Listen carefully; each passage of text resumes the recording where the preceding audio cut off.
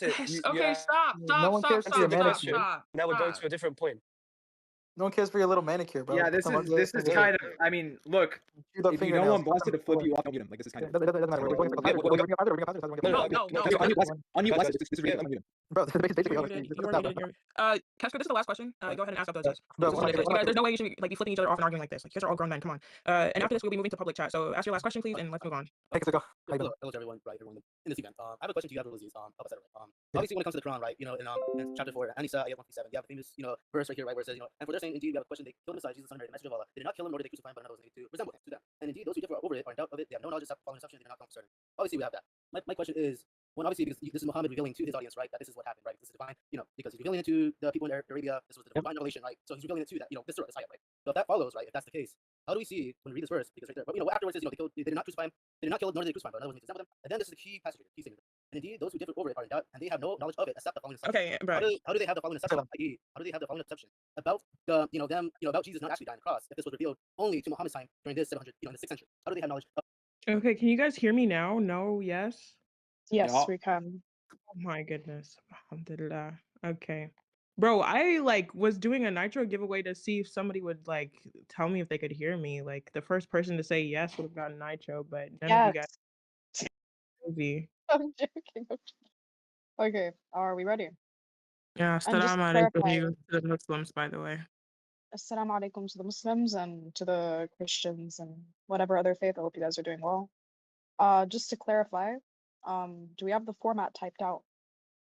Yeah. Yes, I believe that he said it's 18 minutes for intros, correct? I said 18 minutes. Bus is saying 15 minutes. Let's do 17 minutes, Bus. Everybody knows like I speak fast and I don't want to. We meet in the speak middle too and do fast for it to get 'em. 17. Let's do 17.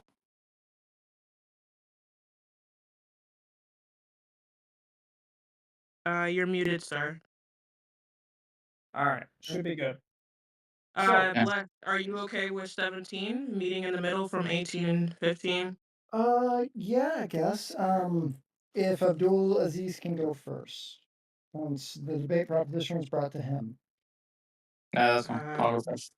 All right, so we agree with 17 minutes for intros. We're good? Yeah.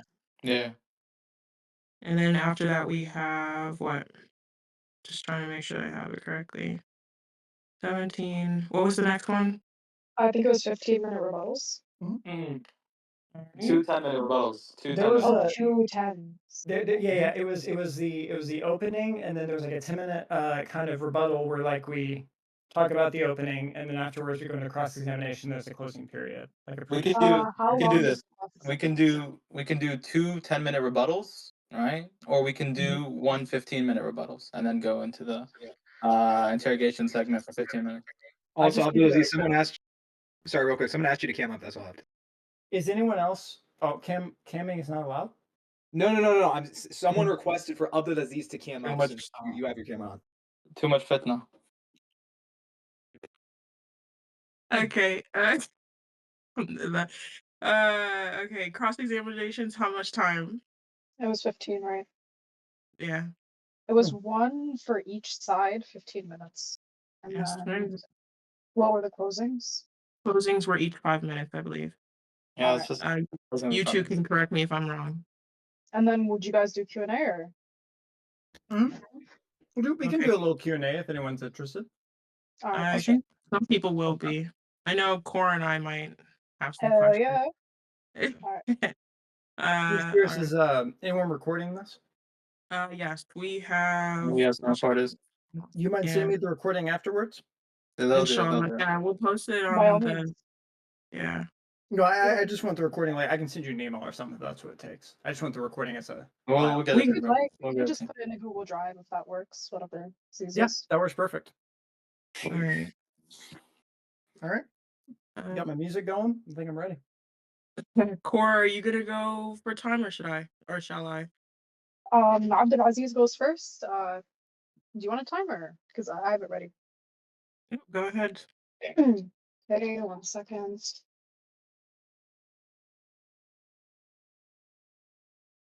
And Abdulaziz, you can just start whenever you're ready. Okay. So in this debate, we're going to go over one of the most common claims that the Christians make, that it was unanimously agreed upon that Jesus Christ was of crucifix on Pontius Pilate in the first, second, and third centuries, and so on and so forth, until the Prophet Muhammad ﷺ came.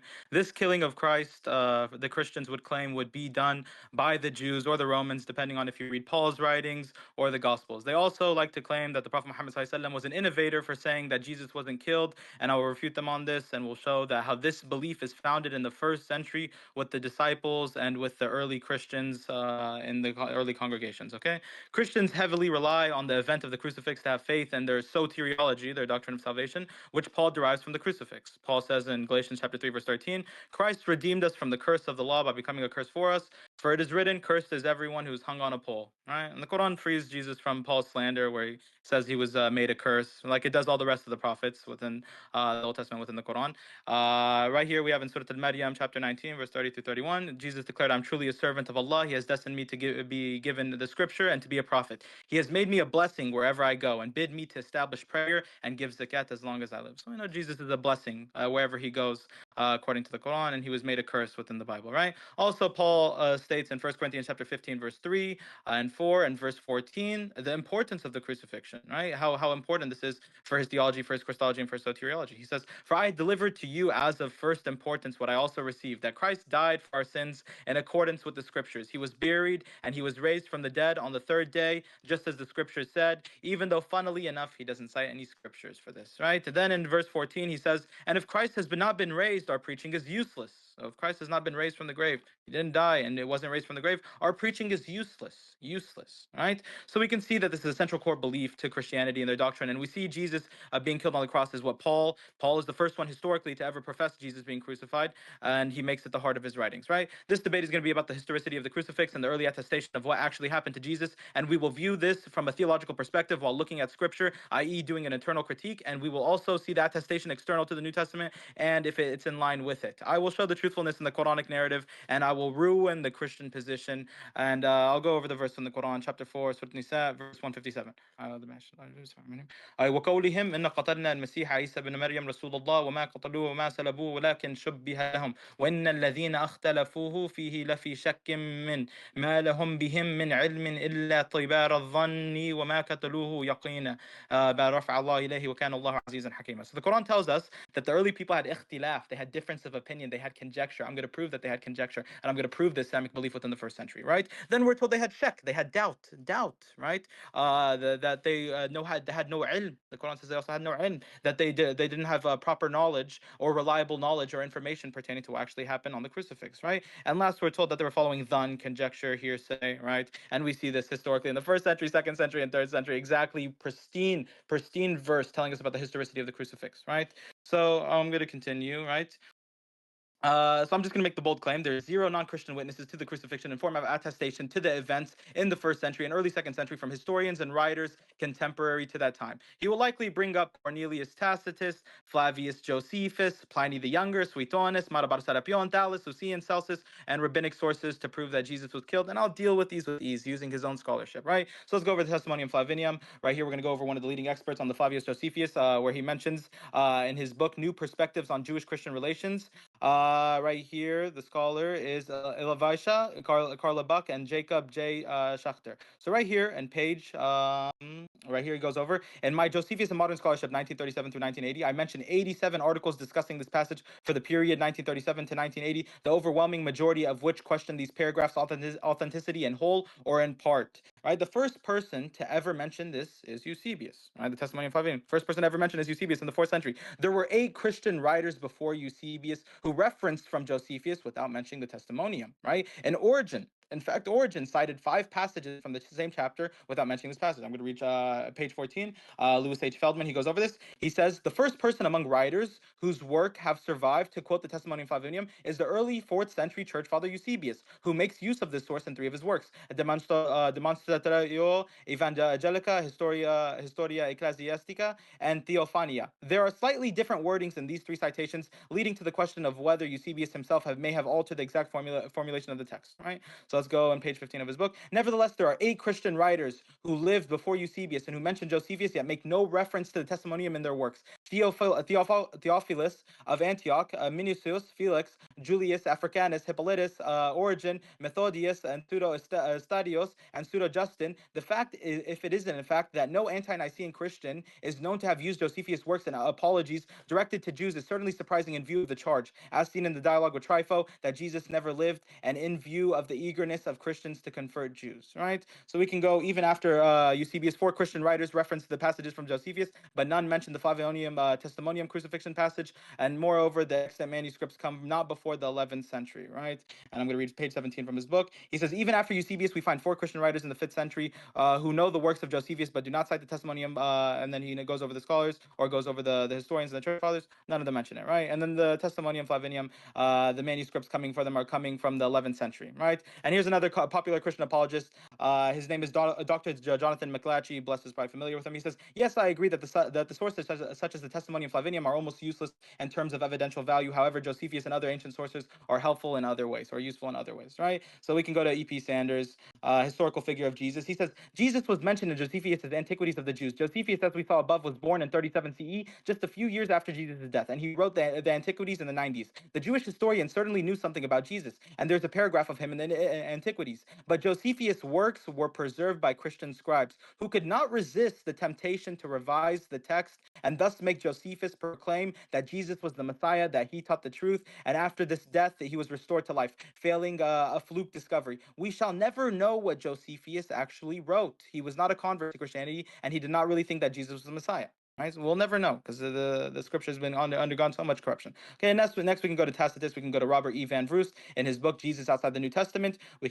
We can go to page 52, where he says the most likely source of Tacitus's information about Christ is Tacitus' own dealings with Christians, directly or indirectly, right? So he's not going over records. He's not going over the Greco-Roman records pertaining to who was actually crucified. He's just hearing this on a second-hand account. It's not a primary source, right? So secondly, Tacitus did not even mention the crucifixion. All he did was mock the Christians for worshiping a God who got the ultimate punishment. And scholars say that this ultimate punishment, this terminology they use, can be interpreted in many different ways. Let's go to Gunnar Samuelson and Crucifixion and Antiquity, right here, page 166. He says, nothing in the text suggests that Tacitus connects the punishment supplicio of Jesus with the attaching to crucibis ad fixi of the Christians. The problem is, however, that Tacitus does not offer any negative or strengthening attribute to the noun in the quoted text above. It is just referred to as a punishment. On the other hand, when he describes the punishment of the Jews under Quadratus in Annals 1254 and mentions a capital punishment, he uses there a different and stronger terminology, capite poenas, the label ultimate punishment, novisimpa exempla. At the end of the text appears to cover not only the attachment to crucis, but also the fate of being killed by dogs, as well as being burnt in Nero's garden. So Tacitus isn't even mentioning the crucifixion. He's not even mentioning the punishment of the crucifixion. He's just saying ultimate punishment. Scholars say it can be interpreted in many different ways, either by being killed by dogs, as well as being burnt in Nero's garden. So there's too much conjecture for this to be like a solid, accurate testimony to Jesus' crucifixion. Okay. Thirdly, the extant manuscripts of Tacitus come from the 9th and the 11th century. Here's the New Testament documents by F.F. Bruce. He says, of the 14 books of the histories of Tacitus, only 4.5 survive. Of the 16 books of his annals, 10 survive in full and 2 in part. The text of these extant portions of his 2 great historical works depends entirely on 2 manuscripts, one of the 9th century and one of the 11th. So his writings are coming much, much later on, okay? So right here, we can go over the Resurrection of Jesus by Michael R. Lacona, where he eliminates Pliny the Younger, Suetonius, Marabar Serapion, Thales, Lucian, Celsus, and rabbinic sources, and he says they're all not useful. And this would be a lot of reading, so if he wants to go into every single one of these guys one-on-one, we can go do in the rebuttal, or we can do it whenever we're in Q&A for one another, okay? So what else could we go over?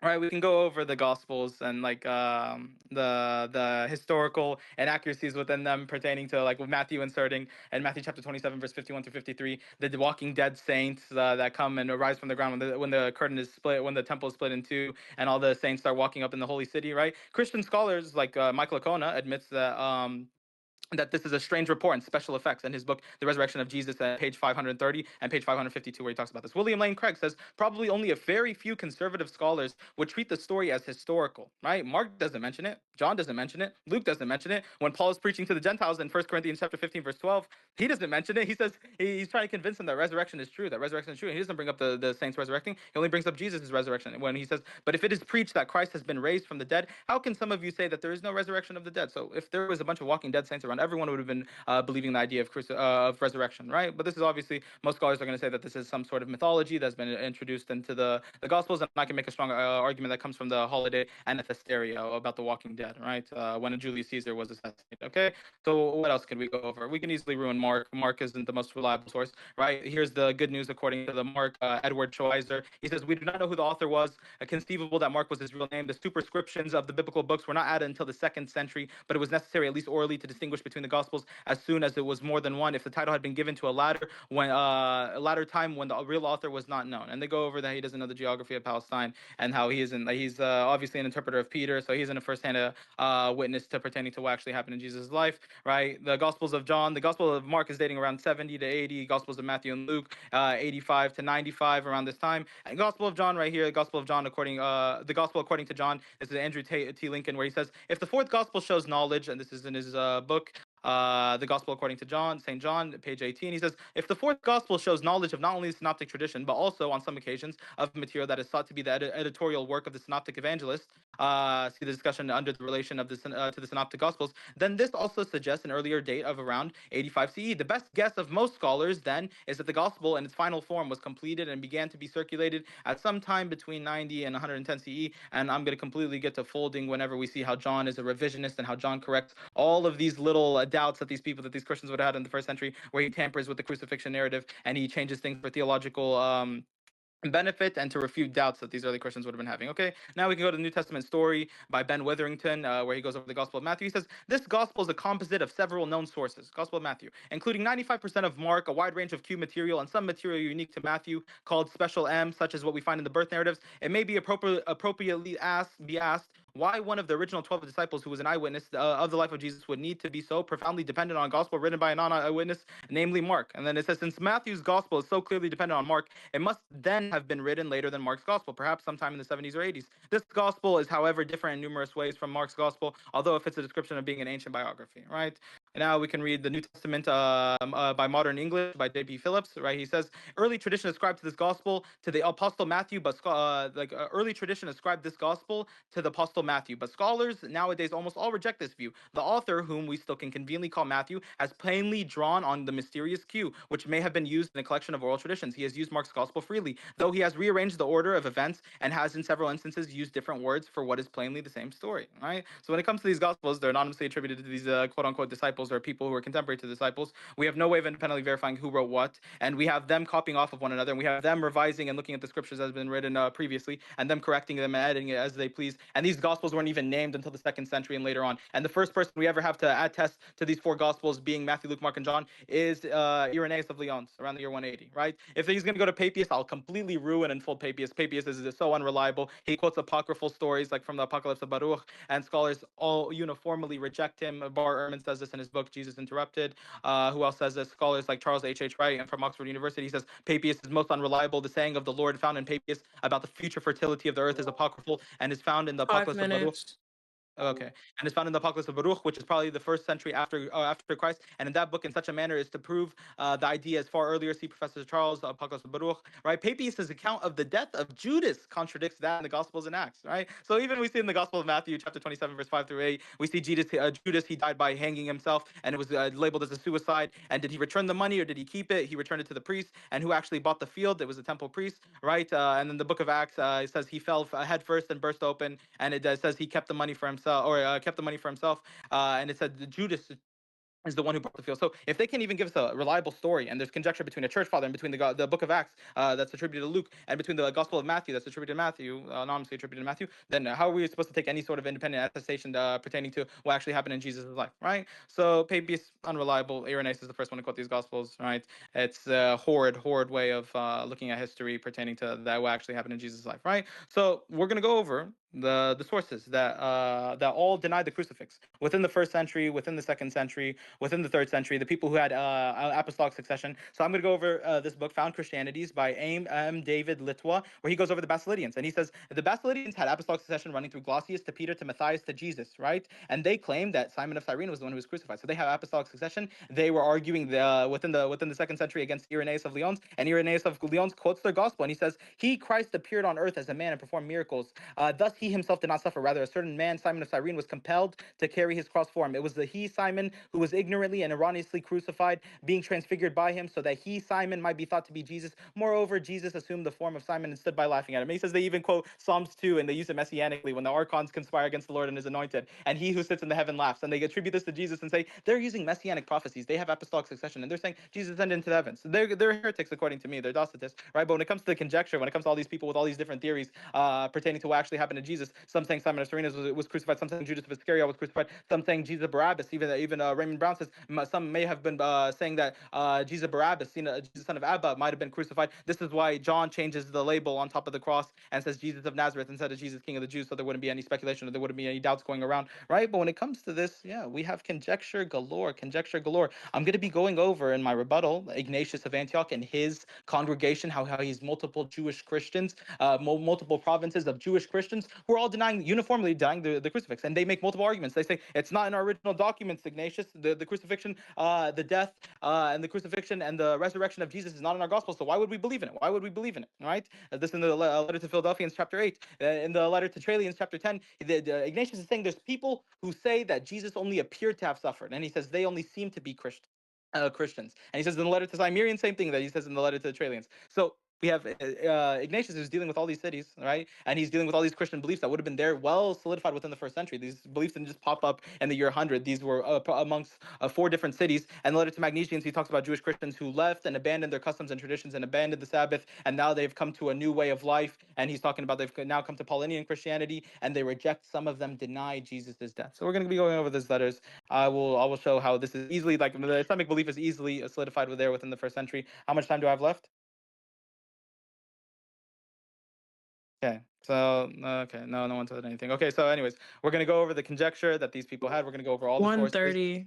Beautiful, Sorry. beautiful. We're gonna go. All good, all good. We're gonna go over all the sources that deny the crucifix in the first and the second century, and we're gonna show it's not a historical fact. It's not a historical fact that Jesus would have been crucified. This whole idea of Yahweh coming down in the flesh and passing through a birth canal, and then later on going through his ministry, and then dying and being whipped and lashed and tortured and disfigured and dishonored by his own creation to forgive his creation, is not something that you'll find in the Old Testament. This is a completely innovative view taken from the pagans, like what Justin Martyr says in his First Apology, chapter 21. He says, he says, the Logos of God. When we say that the Logos of God, right, became and was born.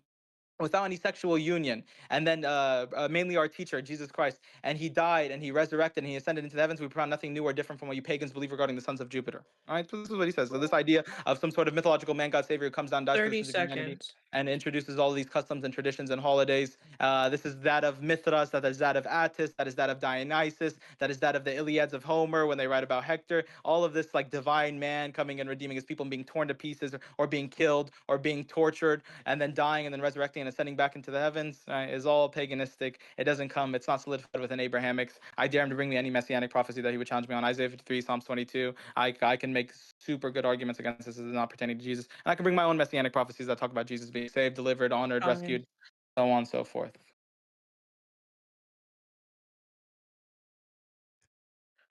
All right. Blessed. You good over there? Oh yeah, I'm fantastic. Okay. I'm Yeah. better than good. We You have can no tell. idea.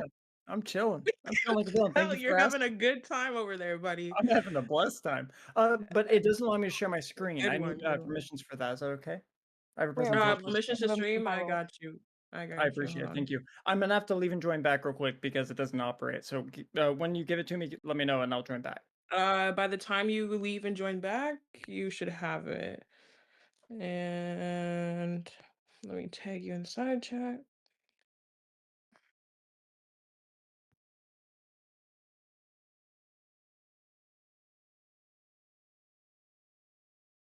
While y'all do that, I'm gonna take another shot of alcohol. Crazy. Well, No Abdul diagram. Aziz is in for it. So That's Guys, crazy. we don't endorse We do not nor do permit we alcohol nor drug use on this live or this not live. recording The nor stage. this stage for anybody. Bro's drinking Kool-Aid. Especially since we have younger individuals in the audience that are learning from this. Yeah, Ikhwa, please do not do drugs nor Oh drink yeah. alcohol. No, I absolutely agree. And when the audience, Don't do drugs, Bro, Rob? the baby pink Stanley Cup. That's insane. Bro thinks Yeah, that Jesus' is. blood is gonna be like a power up. No, Yeah, Yo, I chill, agree. chill, Not, chill, not a chill, good thing chill, to do. chill. All right. Bless. Let's see if this worked. If not, my technological skills are lacking. I'm not bullshitting here. Because I don't want people to think I'm lying here on this. I'm legit. You're not trying. putting on the camera. You're not putting on the camera. Here. No, I got my Discord connected. I'm screen sharing. I'm gonna send the photo in the chat that I just sent. Because something's going up, and I've got a presentation here to give on the topic. That's why. Here. I'll send it in the chat.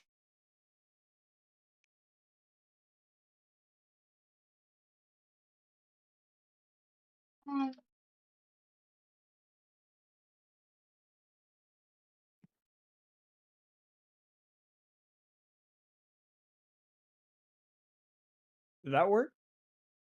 Yeah, we Yep. can see it now. No. All right. Well, there we go. Perfect. All right. I'll get my timer set. Okay. Do I just go Give me when I 2 start? seconds. Yep. I'll let you know when I say start. That'll be when I go. Sound good?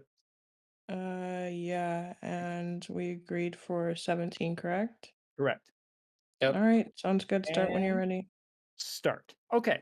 Perfect. Something to make sure real quick. Nothing against Abdulaziz. He is a fast-talking person. There's quite a few things to go over. This presumed presentation will go over quite a few things, but there's some other things I'll have to go over throughout the presentation.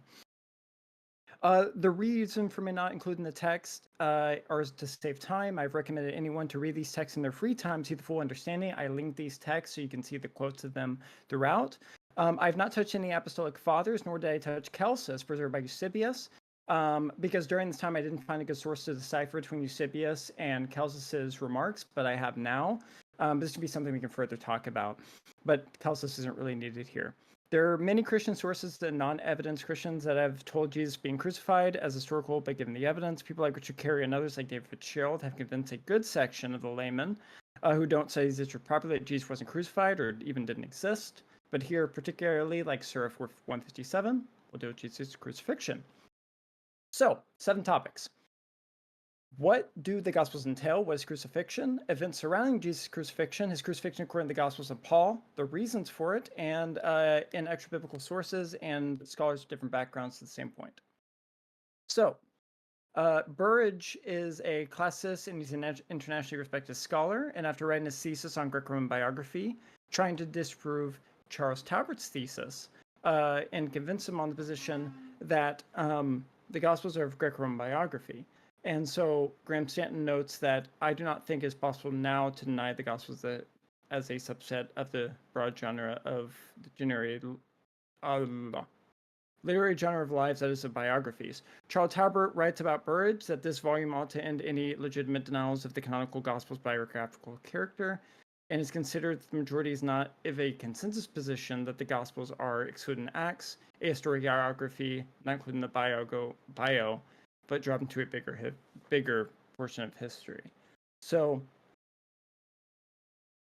the 4 forms that we get is that the events in the text could be segmented and moved in order to highlight the intensified theme. In order to do with statements, the overall structure of a biography is consistent with the birth, the public life, and the death. Ancient biographies would consist between 10 or 20,000 words, which would be around the same time as the Gospels, and also with a genealogy of the person. Also, they wrote very few things about the person. If you look at Lucian's Life of Demonax to John, they both consist of a concept of the idea not writing about everything of one's character. There are very few things, of which many I've mentioned, but they will suffice to give my reader a notion of the sort of man Demonax was. There are many other things which Jesus did, were every one of them to be written, I suppose that the world itself could not contain the books that would be written. This is a complex topic regarding the Gospels as biography, but it's important that it connects historical intentionality. And so if somebody wants to argue against historical intentionality, they have to show that, because, I mean, there's no book in antiquity that is infallible on its own merit. This isn't a conversation about Christianity. This is a conversation about if Jesus was crucified. Gospel says biography. So As biography, they have a theme. They care about the death and told in tribute of them, moral philosophy and teachings. Scholar Craig Keener notes that the central difference between biography and history is that the former focused on a single letter, whereas the latter include a broader range of events. David Yoon also shows that it was still firmly rooted in historical fact rather than literary fiction. So while the evangelists were essentially concerned with an important theological agenda, the very fact that they chose to adapt Greco-Roman biographical conventions to tell the story of Jesus indicated they were essentially concerned to communicate what actually happened. Since biographies, especially during the living memories of those of the one writing, shows that they were considered more accurate and less fantastical than those making things up. That was a forbidden rule. Since the Gospels are within the lifetimes of ones within the document of the witnesses in the Gospels give more credence than those written centuries later. Keener also notes those of Suetonius' Otho, where we find over 48 points of agreement with Tacitus, where we see with like the Gospels and the Synoptics are agreeing with Jesus on different points. We can compare with Suetonius and Tacitus with Otho on agreements of points when it comes to reliability of eyewitness testimony of those working off the last ones surviving off a claim. Now, since Jesus' crucifixion is centered around the Gospels and genre matters much, it's more credence it's not made up. This topic would devote much to research, so the small points I put down is only a fraction of the conversation. But again, there's other things like Burge and Keener's Christobiography. You can conclude on why they are considered that genre of historical intentionality. Crucifixion was for a deterrent value. The main reason was it was not to forbid the cruelty that was. You know what? I've got 11 minutes and this doesn't seem proper the way I'm doing this, honestly. I'm going to change this up.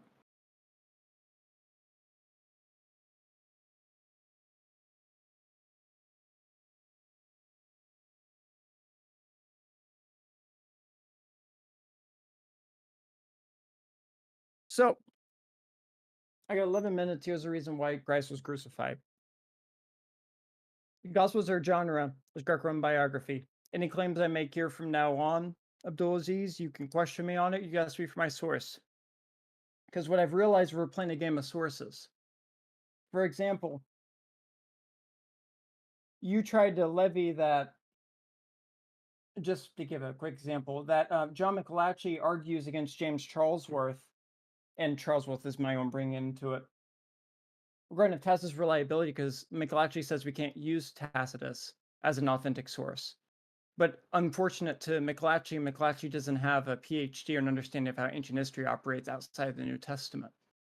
And if he did, he'd understand with Charlesworth that, like, for example, Tacitus and others are used as these sources for Greco-Roman biographical conventions. So what you're arguing is the scholar's opinion against another. And to decipher that is we have to deal with how history operates and the facts within that. So we can actually go through that a little bit. So when it comes to Christ's crucifixion, one of the things we see with the parallel of the Gospels, and the Gospels are Greco-Roman biography and intention, is they show a connection of who Christ was and who he is to be. The Gospels, regardless if you want to hold that they are not the biographical genre or authorship of who they are, doesn't matter. They're written within chronological and the timeline and the geographical position of writing within the living witnesses of the people that write. Luke 1:1 presents this when he says he compiles a narrative among things that have been taught among us. And no one within their, right would argue against that. Even Arthur Darby Knock noted, a very well-known classicist that was not a Christian, pointed out that this has remnants to eyewitness testimony throughout Acts. And so when we see these comparables, we see that Jesus being scourged and stripped by Roman soldiers is not considered unusual. Jesus being mocked and ridiculed as a king, like you mentioned with John earlier, as I mentioned, to change the format wouldn't make much sense either. Jesus nailed to a cross by his hands and feet, while implied, but not explicitly stated, is consistent with Roman procedures of crucifixion. Him being crucified by two others is consistent with crimes that would lead to crucifixion. And also Jesus to Johanan, who is the archaeological find of a crucifixion where they found, obviously, metal rods in his feet, where it's consistent with Roman procedure. So with the Gospels, all four Gospels, as you're going to probably attack, because I got a feeling this conversation is going to be more not in the opening, but how we do in the cross-examination, is from Mark to John, they both attested the crucifixion.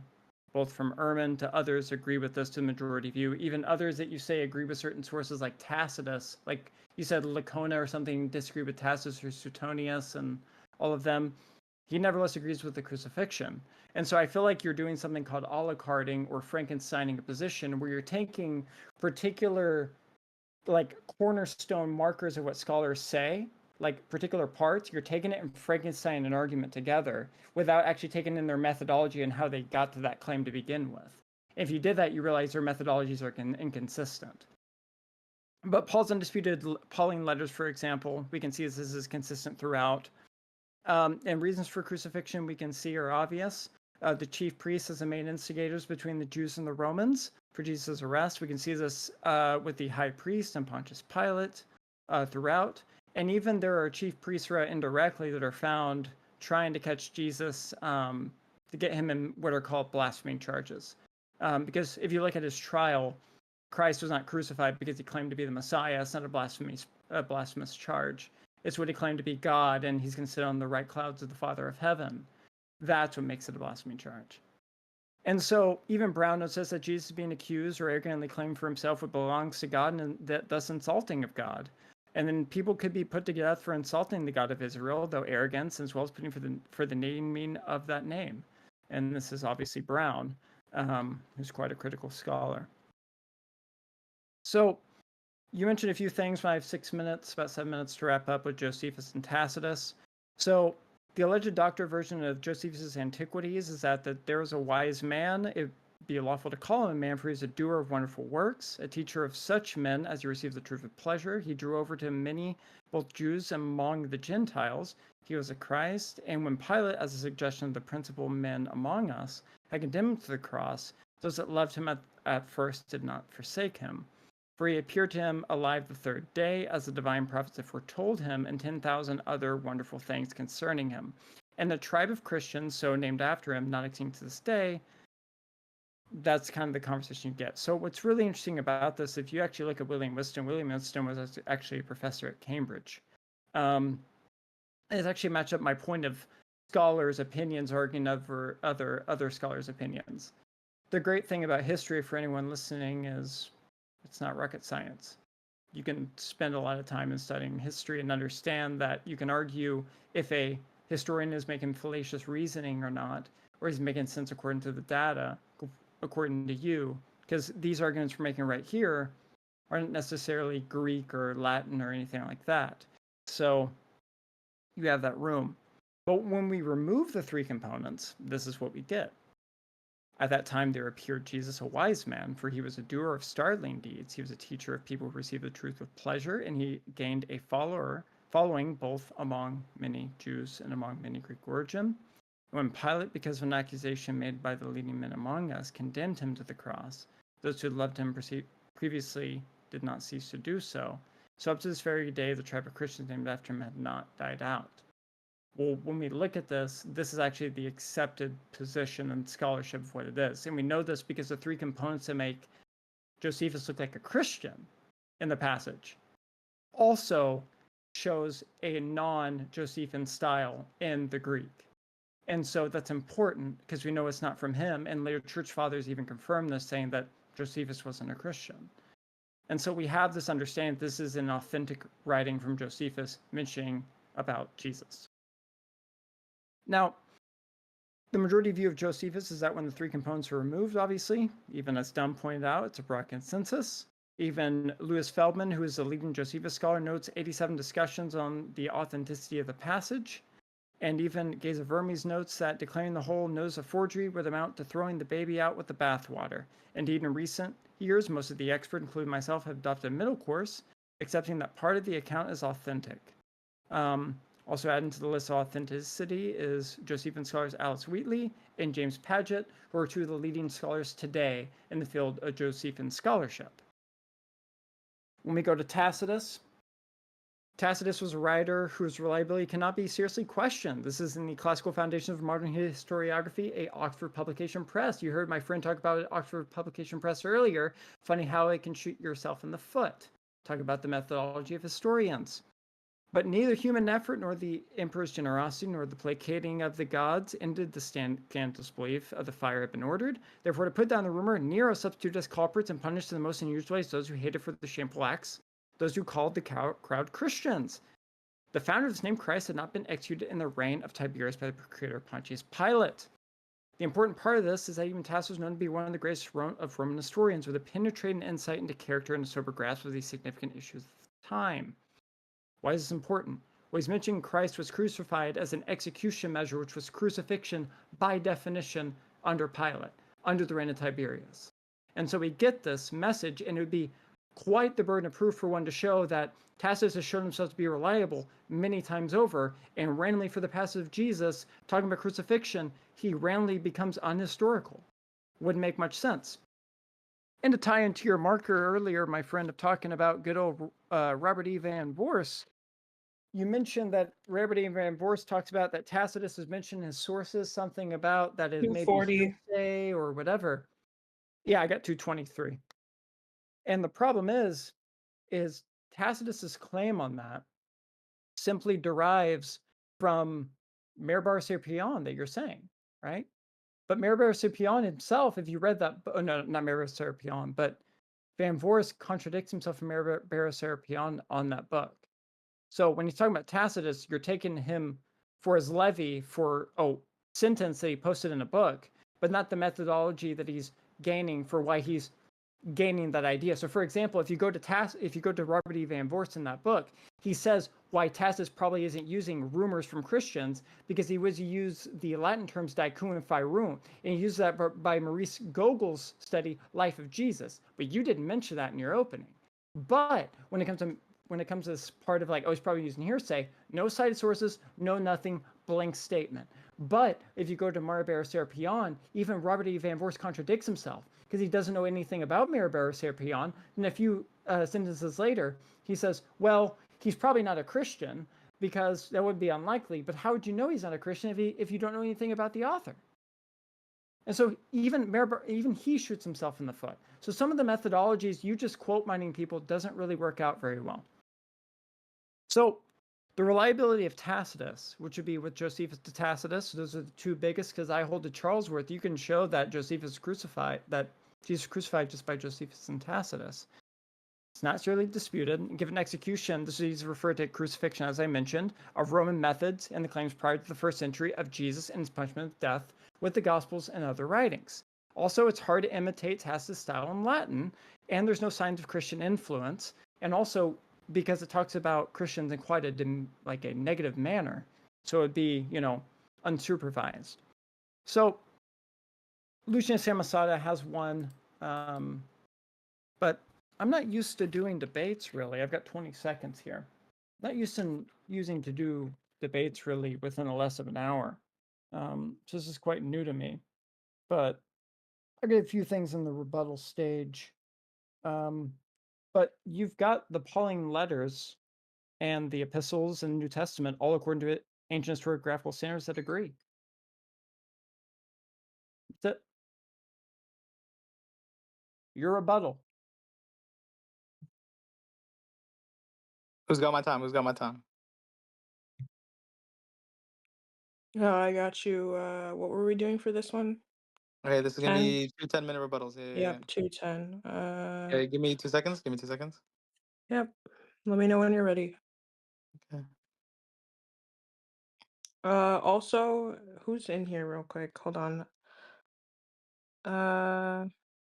Abdu, can you check your messages, please?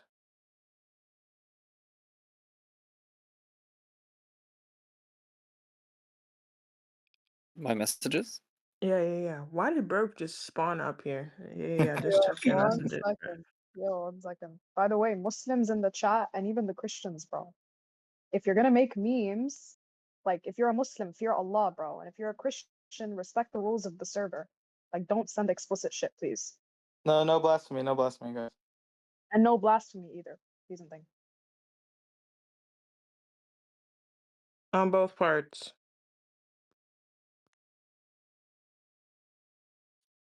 Yo, but I can't lie, that meme right there is funny. Okay.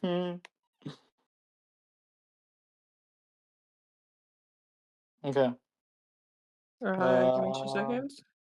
right, take your time.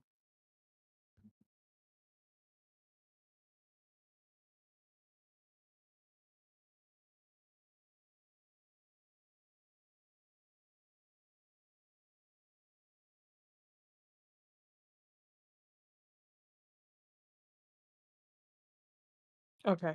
When you're ready, let me know. All right, go. Start it. All All right. right. So, like I said, I was going to bring up Mike Lacona, where he goes over Lucian, Suitones, and Marabar Serapion. I didn't go over the methodology that the scholar was using to negate Lucian, Suitones, and Marabar Serapion. Mike Lacona, you know Mike Lacona. He's an evangelical Christian, or I forgot which kind of Christian he is, but he obviously is like an apologist as well, right? And I already refuted to Tacitus as he isn't getting his information from Roman records, but just his dealings with the Christians. You're saying that he didn't get this from dealing with Christians. He mocks them. He mocks them for worshiping a God who received the ultimate punishment. He doesn't even label crucis ad fixi. He could have labeled the punishment as crucifixion. He doesn't even label it.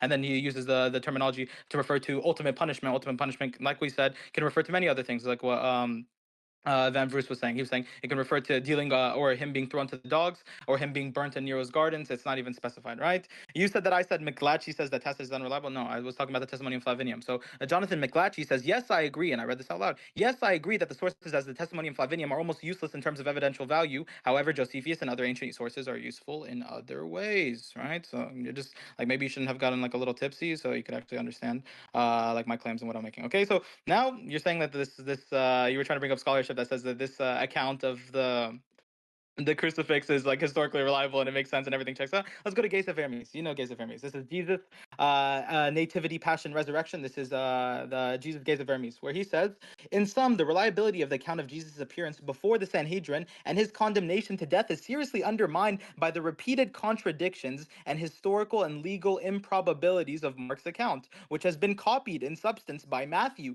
Luke and John further muddy the waters. John ignores any trial of Jesus by a Jewish court, and Luke omits the night session of the Sanhedrin. However, the four evangelists are once more reunited in the report of the events which occurred the following morning. Okay, so when it comes to this being like a historical rival attestation pertaining to what happened in his trial, this is like pretty silly, and every scholar will like laugh at the biblical accounts pertaining to the trial and how it was done, so on and so forth. Right, now let's go over Suitones, Marabar Serapion, and Thales, and I'll go over the methodology. I'll go over what Mike Lacona in his book, the Jesus Resurrection of Jesus, right, by Michael R. Lacona, where he says on page 246, when he talks about Celsus, he says, Celsus, our last pagan author to mention Jesus within a reasonably short period after his death, is Celsus, a middle Platonic philosopher who wrote an attack on Christianity titled The True Word, sometime between AD 177 and 180. Origen wrote a rebuttal to this work in AD 248. While Celsus's pamphlet or book is no longer extant, most of it is preserved by Origen, who quotes it verbatim in response. Of interest to our investigation, Celsus mentions the crucifixion and resurrection of Jesus. However, he shows familiarity with the gospel narratives, which appears to be his source. Accordingly, Celsus provides no independent material of interest for our investigation, and for this reason, Michael Lacona says I assign him a rating of unlikely and unuseful, not useful. Okay, so that's for Celsus. There you go. You get this methodology. Every single one of these Christians, every single one of these not Christians, independent historians who are attesting to the alleged crucifixion of Jesus Christ are just getting it from dealing with Christians, or just getting it from like the gospel narratives and what they state within them. Okay, so and these writers are coming much later on. Like I said, nothing within the first century, nothing attesting to independently sources, primary sources pertaining to anything contemporary to Jesus' lifetime. No one digging up Roman records and finding anything of Pontius Pilate crucifying Jesus at the stake. No one bringing this up. Okay, so Lucian. Let's go to Lucian. Okay, so give me 1 second.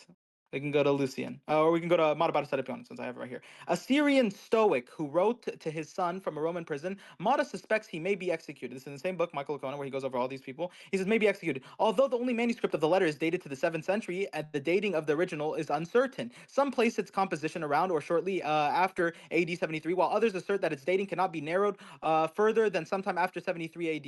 It is mention of Jesus' brief or the Jews by their killing their wise king because their kingdom was taken away at that very time. Little is known known of Mara bar Serapion, and one can only speculate pertaining to whether he had been a witness to Jesus' execution or received this information from another source, and if so, who that may have been. At most, Mara informs us of what some people of his day believed or knew of Jesus' fate, and he says, I assign it a rating of not useful. Okay, Thales. Around AD 55, Thales wrote a history of the Eastern Mediterranean from the Trojan War until AD 55, or until AD 50. Although no longer extant portions of his writings have been preserved by others, of interest to us is a Christian author named Julius Africanus, who's AD 220, who interacts with Thales' works. Unfortunately, that text is likewise lost. However, a section is cited by Georgius Silanus in the AD 800, speaking of the portents that occurred at the death of Jesus. Julius Africanus comments on the whole world there pressed a most fearful darkness, and the rocks were rent by an earthquake, and many places in Judea and other districts were thrown down. This darkness, 5 Thales, in the minutes. third book of his history, calls,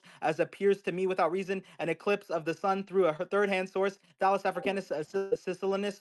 It appears that a historian named Thales made note of the darkness that occurred at the time of Jesus. Although this text cannot be ignored, it is not very useful. So not even mentioning the crucifixion, just mentioning the darkness that would have just been oral traditions being passed down of people trying to propagate this mythological idea of the darkness coming all of a sudden, and then Jesus dying, and then, like I said, the resurrection of the dead saints, which we're not going to get any adjustment for, I'm pretty sure, right? So when it comes to Thales, Suitones, Marabar Serapion, I knew you're going to bring these guys up. No, I don't even have to do it myself. Your own evangelical Christians, your own apologists say that they are not useful. They're taking writings, the extant manuscripts pertaining to these writings are lost, right? When it comes to who's preserving them, a lot of them are preserved through Christian writers, through Christian church fathers. And when it comes to these writings, we have no extant manuscripts. When it comes to the differences, and when it comes to the gap from Suitones to Thales to Africanus, the gap is too wide to say anything is historically reliable. When it comes to them taking their sources from the Christians themselves and them giving us an account that's very related to the crucifixion narrative portrayed within the Gospels, then yeah, obviously this is just them getting their information from secondhand sources or from dealing with the Christians themselves. Even if you want to grant it that, I'm not going to grant that for you. Okay, so now when it comes to, since like everything that you've mentioned is like dealt with ease, right? These are not independent historians that are recording anything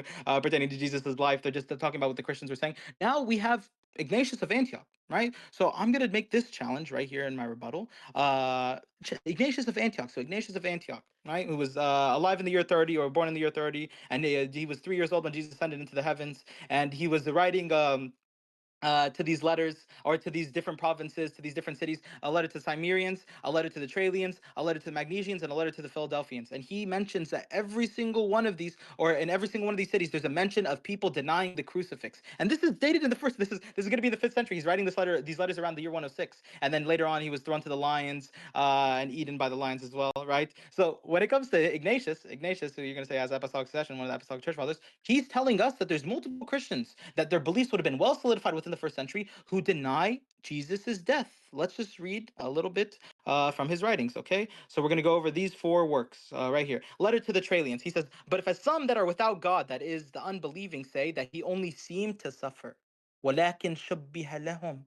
This is the narrative within the Quran, and he's saying that this belief was held by Christians within the 1st century, that Jesus only appeared to have suffered. If you're going to say they're Docetists, I'll gladly refute you with it, with the scholarship that I have from Matty Mikulski, and that'll be funny, where the arguments that he makes to refute that these people were Docetists. But even then, the only argument that you can make of these people might be Docetists are from the Trallians and Cimmerians, Philadelphians and Magnesians. There's no way in hell you can make this argument, and no scholarship is going to back you up on the letter to the Magnesians or the letter to the Philadelphians in these provinces. They were Docetists there, right? These people were Jewish Christians. They descended from James. They were upholding the Sabbath. They moved away from from these ancient customs and traditions, as Ignatius says in the letter to the Magnesians, chapter 9. And he tells us that some are denying the death of Jesus, right? Even though they've accepted Pauline Christianity, they've come to a new hope. They've left Judaism. They've left the Judaizing ways, right? And they've come to Pauline Christianity, right? Which we know these two different groups would have been head to head with each other. So letter to the Trallians, they say Jesus only seemed to suffer. And then Ignatius says, am I not then guilty of falsehood against the cross of the Lord, right? Now letter to the Magnesians. Let's go over the letter to Magnesians, or letter to the Trallians, chapter 2. He says,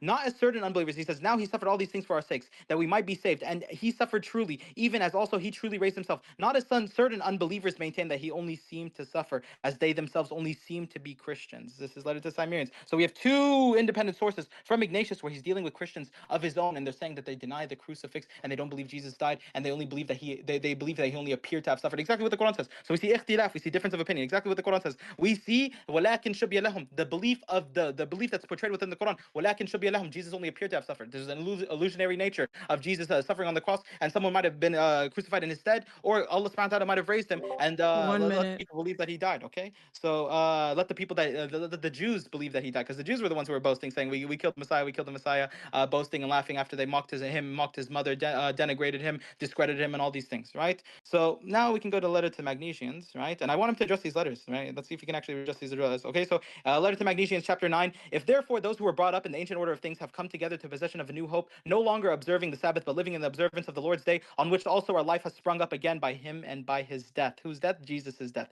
whom some deny. Whom some deny.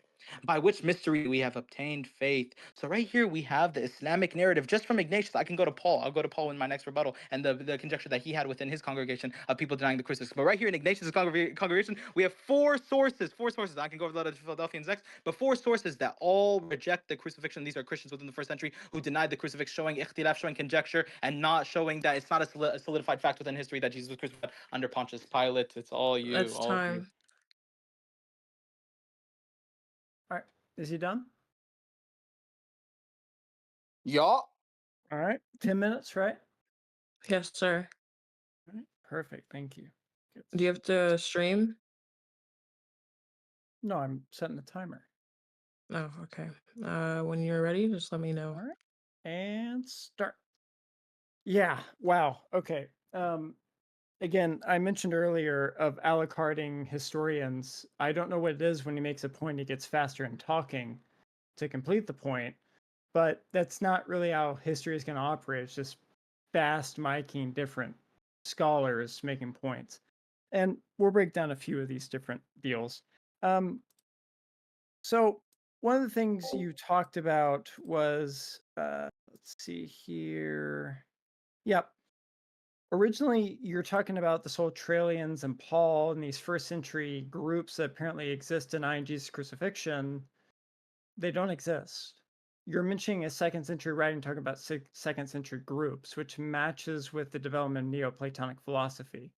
And so I can quote you yet Edwin Yamauchi's work or others, but like this isn't a position in scholarship necessarily. So you're just really running off some like separatist argument. And I never once mentioned any church fathers. I even brought up in my argument to begin with. So you mentioned church fathers, something I'm not really going to mess with here. I can make my argument simply through Tacitus and Josephus. Now, you mentioned Vermes views Jesus' appearance. That has nothing to do with Jesus' crucifixion historically, because apparently there's like contradictions in the trial account you're talking about. But this doesn't make any sense, because even Vermes himself says that regardless of that, history allows the spectacle that Jesus was crucified, even if there are differences. I'm not coming here to present Christianity as the truth. I'm here to say Jesus rose from the dead and you should accept him as your Lord and Savior. The debate is, was Jesus Christ historically crucified based off treating documents as historical documents? And unfortunate, what you have at the moment is a 7th century document in the Quran and the Epistle of Barnabas, that's a medieval document, saying that Christ wasn't crucified, and everything else saying otherwise. And we can absolutely get into that in a cross-examination, no doubt about it. Now, you're using Lacona, Feldman, and others on these points to make your argument, but again, I think this is a big Frankenstein argument, because all you're doing is choosing particular points that these parts are agreeance on, and they're all agreeing that Christ was crucified. That, Lacona, Feldman, all of them agree Christ was indeed crucified. So you using these points to argue against it is kind of quite an odd one. Now, you argue multiple attestation for a document. You're talking about like Tacitus or something. There's only a couple documents, therefore it's unreliable because some of the books are registered as survival and the other ones are not extant. That is not a debate about Jesus' crucifixion anymore. That's a debate about how history operates. So, I mean, if you want to show good evidence why we shouldn't use Tacitus against all the Tacitian scholars that agree that Tacitus is the most reliable Roman historian, even though he only has a handful of manuscripts, go right ahead. but that's a change in the conversation.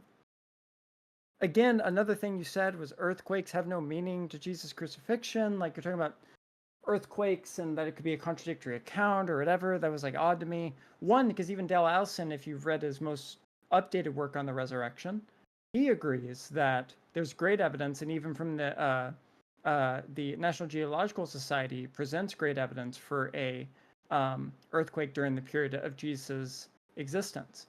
But even if there's like contradictions in the account, I still don't see why you're not committing the fallacy of composition, which is obviously because one or two things err, therefore you throw the baby out the bathwater, therefore everything else errs. And again, that accounts decades later. You mentioned this a little bit, like the Gospels are a few decades removed. Tacitus is removed, from that period of a few decades later, and Josephus is writing around 90 AD from 30 AD. That's just a misunderstanding of how ancient history is done. Even Thomas Martin, who's a classicist, he's a professor of classicism, he writes in his book on ancient Greece that the term contemporary when it comes to ancient history is mostly delineated between the idea of things that happen decades after an event occurs. It doesn't have to be contemporary within the living witness of somebody existing. I have no problem, saying you that source or anything like that. And so I think that's just more of a misunderstanding of history. Now, the other thing you had was a few different points here that, like, Paul allegedly, this was in your beginning, that Paul allegedly that, like, Jesus's death was a curse. Doesn't matter. We're talking about his death. Did he die by crucifixion? Doesn't matter if it was a curse. This isn't a Christian conversation. So that doesn't matter. We're treating Paul as a historical person, the Pauline letters as historical documents, and the Gospels as historical documents. They can contradict. I hate to tell you, if you open up Tacitus, which is the most reliable Roman historian, he contradicts. He gets things wrong. Nevertheless, you don't commit the fallacy of composition. The 1 Corinthians Creed 15, the Pre-New Testament Creed you're talking about, there's like no Old Testament references of that. I mean, I'm not sure what that would really necessarily matter, considering, again, we're talking about the crucifixion. I think you have wrapped up in your mind a lot of these arguments you've made. It's not about the crucifixion, but some argument about the Christians. If we're talking about an argument about reliability of the Christian faith and history, that would be a different conversation. I feel like you've kind of, hit the forest for the trees on that one. Also, you mentioned that in Josephus from 1930 to 1980, there was a compilation work of Josephus being completely or not forged completely. Yeah, I mean, if you go to those works, I have them downloaded, I can pull them up.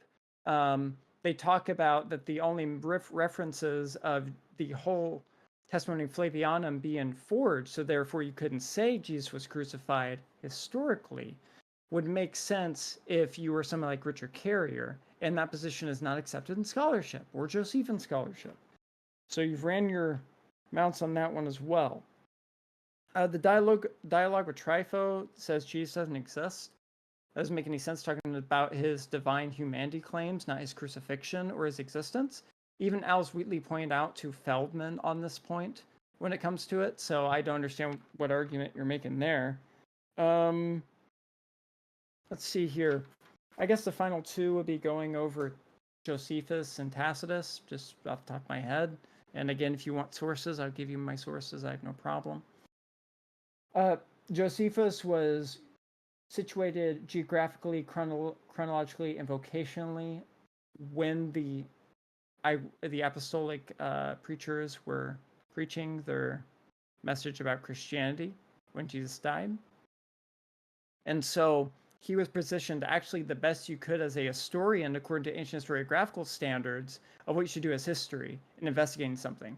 Because according to Lucian's How to Write History, and according to other works of history in antiquity, if you're going to do it, you should be situated where you can actually talk to the witnesses, and you can be situated in that area where you know what they're talking about.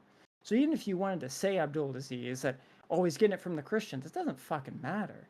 Because the burden of proof is on you to show that it's an unreliable source. And the reason why is because he, a acclaimed historian, is writing something down as a historiographical matter.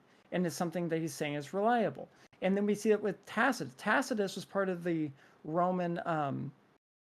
He is part of a prestigious organization where they officialize foreign cults, and Christianity and Judaism and others were a part of that.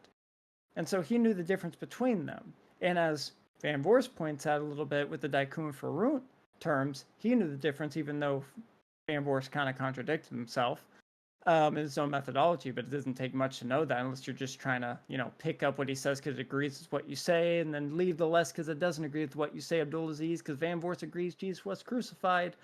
So kind of funny how that works out.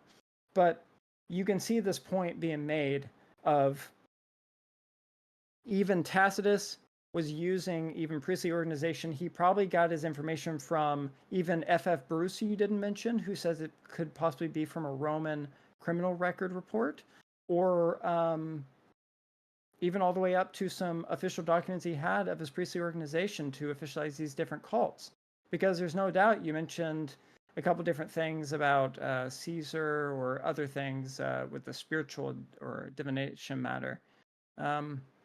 But you should understand also the rules of how they operate regarding of that. So, yeah, that's it. I'm excited for cross-examination. All Taking right, my then time I'm already. guessing My you turn already. yield the rest of your time. That's 12 seconds. Yeah, I'm just saying. I mean, You what have does it do? use up Use every last everything. second. Every Use every second last second. counts. Yeah, you're gonna need it. All right. Let me know when my time's ready. We're doing cross examinations, and these were 15. How much were these? These were 10 minutes. 10 minutes. Okay. One more 10 minutes, and then we're gonna do No, cross-examination. no. That wasn't it. 2 10-minute rebuttals.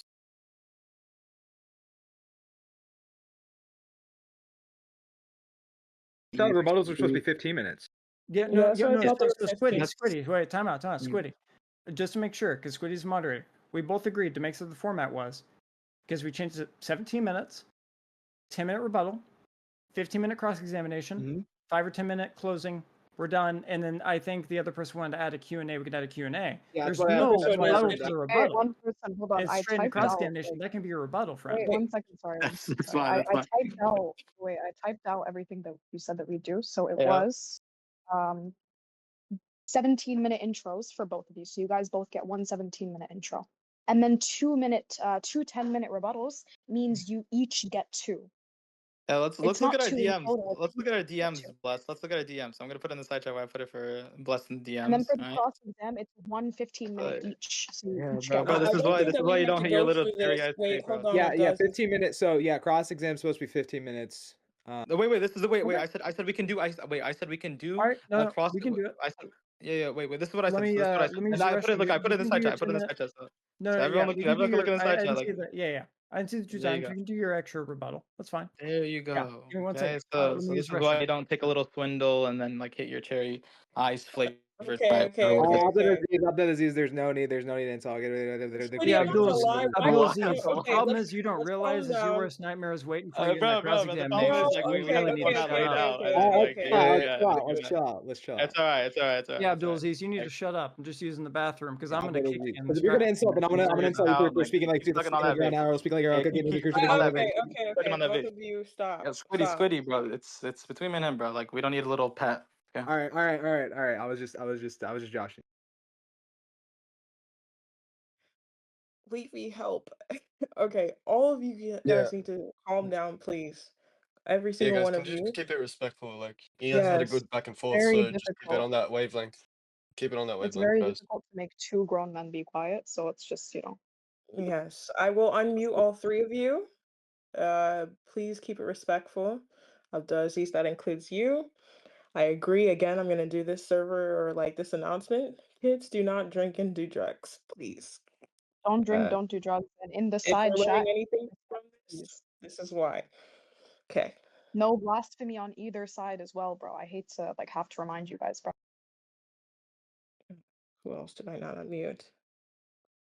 That's easy. You can literally unmute yourself. Why are you making me do this? Okay. Okay. When you're ready, let me know and you can begin. Bro's taking a piss. Okay. He said that you can go, Lit- but Obviously, I think he should Why would be I? as Why would I well. go? Like, Obviously, why Why would would I I you think go? he join should. them? I mean, it is like Obviously, I think he that he has been should be here disregarding everything I'm too. saying. Yo, Bro, he's He being has a to little be here to like listen disingenuous. to everyone. He's like, I'm not even gonna respond to anything. I don't like. But bro, like, it wouldn't make any every difference, bro. He's Well, not stop responding to anything. giggling, stop giggling, bro. oh, everybody, I forgot. To the people in the audience, thank you for being here. Don't forget there is a Nitro giveaway going on because of the debate. So go and enter into it. They muted Why was me. I Religion of muted? Peace. No way. Squiddy, are you real? Squiddy, wake up, bro. Are you real? You cannot be real. All right. So, get his do your 10-minute. I'll do my 10-minute, and then we'll do this cross examination because I really just care about cross examination. All right. Yeah, sounds I good. really just give a shit about cross examination. I don't care about all this opening bullshit. Same here, but we have to like actually. Okay, well, do address you want these to cut it to points. 5 minutes? So you don't like, because Mm. no offense, Abdul Aziz, because everyone else can attest to this. Most people, like you talk like 5 Eminem minutes. from Rap Five God. minutes. 5 minutes. 5 minutes. Well, I So told you. Well, yeah, that's why we're doing prolonged time, but you're trying to shorten the time. So, okay. I mean, if you want to We're do doing 10 prolonged minutes, time. I'm So we not can get running over. away from you, boss. You can do All right. 10 minutes. I don't care. Beautiful. You Servant. want 10 minutes? Okay, let's go over it. Let's go over it. 10? Yeah, I want 10 minutes. Yeah. Yeah. Okay, when you're ready, let me know. Okay. So, start it.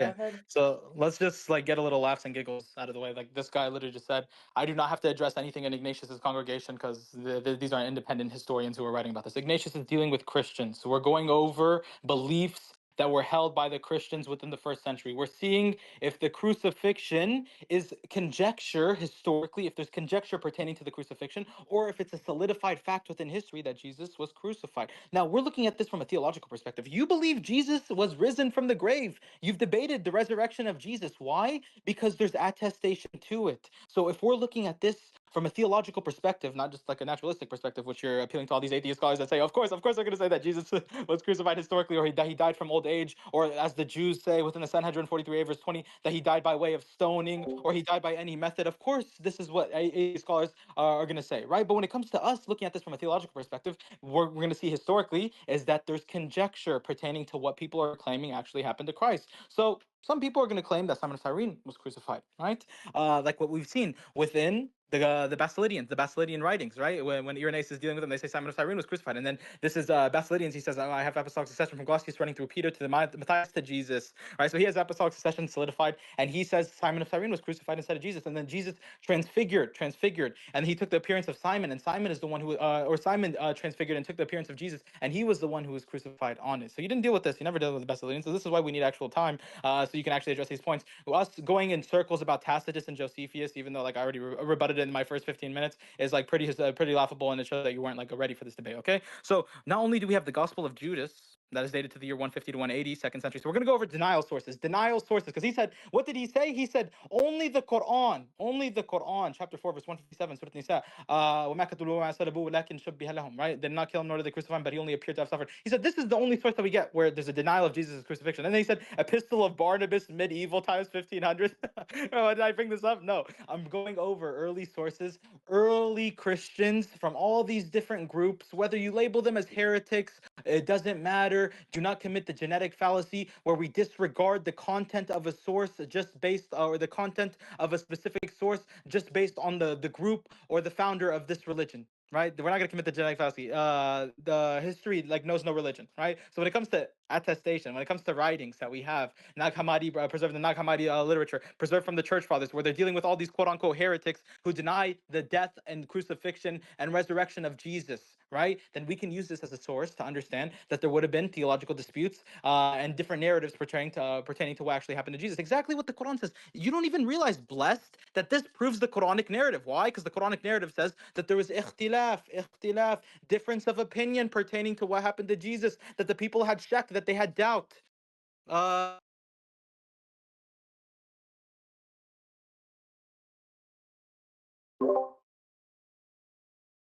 you good, bro? I was reading I the think book. I guess he think maybe he backed got a out. I call or lost something. interest in what he was saying, but he can Yo, No. don't be continue as he Okay, likes. I'm back. Okay. You So were anyway, at 6:53. Hold on. to continue. Okay. Give me No, like I 10 more Two seconds. seconds. Yeah. Yeah, just give him 30 seconds back. That's fine. It's fine. Like 15 seconds, man. Okay. So Bless already knows he's committing the genetic fallacy, right? He's disregarding the content of these sources because he's saying, I don't care. They're able to say anything. But it seems like he's not even informed of these groups. He's not even informed of these groups because he's telling us the only sources that deny the crucifix is the Quran that comes in the 7th century and the Epistle of Barnabas, which I never bring up in any of my in any of my sources or any of the conjecture that I was bringing up. So we have the Gospel of Judas that's dated to the year 151 AD CE, 2nd century, which says in chapter 53, where Jesus talks, another man who will bear my cross and suffer in my place. The Apocalypse of Peter, dated to 130, right, has a 100 to 130. It says that Peter has a vision of Jesus sitting on a tree, watching another man who resembles him, who was put on the cross, and while he ascends into heaven, where Jesus ascends into heaven and laughs down on him, right? Exactly what the Quran says. وَلَكِنْ شُبِّهَ لَهُمْ. Right here, we have the second great treatise of Seth, mid-2nd century, preserved in the Nag Hammadi library, right? If we're going to go over extant manuscripts, and you're saying extant manuscripts don't matter, it doesn't have to be contemporary at the time, then we can play this game. We have sources, we have documents, we have groups galore that were all denying the crucifix for a multiplicity of reasons, for a plethora of reasons, whether it be their own soteriology, whether it be their own Christology, whether it be their own theology pertaining to Christ. That doesn't matter. We're showing that there's conjecture pertaining to what happened to Christ. So if you have a bunch of different theories, a bunch of different groups coming, a bunch of different things that what happened to Jesus, then this is just proving the Islamic narrative beautifully. Maybe you should read that verse one more time and actually understand how history is working and how we're looking at this from a theological perspective and not just a naturalistic perspective. We're not atheists here. We're believers. We're believers of God. We believe God can intervene with creation. We believe something metaphysical or something supernatural can happen, like Jesus ascending into the heavens and not being crucified, right? You believe the same thing, but you believe he died and then 3 days later he rose from his grave, right? I believe he rose from his grave and didn't die, right? So we're already having 3 denial sources that I'm going over, okay? 4, Gospel of Basilidians, right? Early to mid-2nd century. Irenaeus quotes it. They have apostolic succession. They deny the crucifix. They say Cyrene was crucified. Secret Acts of John says in one that's dated to 150 CE says he only appeared to have suffered, and they quote Psalms 22. They say he was in the mouth of the lions. He was in the mouth of the lions, yet I was not afflicted. Yet I was not afflicted. The word for word, you can see, and I can make a correlation. I put this on my TikTok, right? You can see the correlation. They're literally going over the prophecies within the Old Testament. These groups, like the Basilians quoting Psalms 2, in the Secret Acts of John, right? We have Psalms 22 being quoted, and they have a different narrative pertaining to how to interpret Psalms 22, right? With Psalms 22, if you read verse 19 to 24, you'll see that the servant is crying and praying to God, and he's in the mouth of the lions, and he gets saved if you read verse 24, right? So letter to the Magnesians, which he didn't address whatsoever, and I knew he wasn't going to address. So Ignatius is saying, tell me how this doesn't count historically, that Ignatius is telling us of people who have been taken away from their ancient customs, so they're practicing the ancient customs, traditions, and rituals of Mosaic laws, and they were most likely would have been followers of James the Just from the years 30 to 80 CE, while him and Peter were the head of the church, or Jerusalem, or whoever you want to say was head of the church, right? We can see that these people stem from there, and he says they've come to a new hope, so they're no longer relying on Judaizing, they're no longer relying on the works of the law, now they've come to Paulinian soteriology, Paulinian doctrine of salvation, and he says some deny. Some deny. I read it out for you. In Letter to the Magnesians, chapter 9, he says they deny his death. They're denying the death of Jesus. So we have groups within the 1st century who are Jewish Christians, clearly from the writings, so clearly from any scholarship that I bring you, where these are Jewish Christians who denied the crucifix, who denied Jesus's death,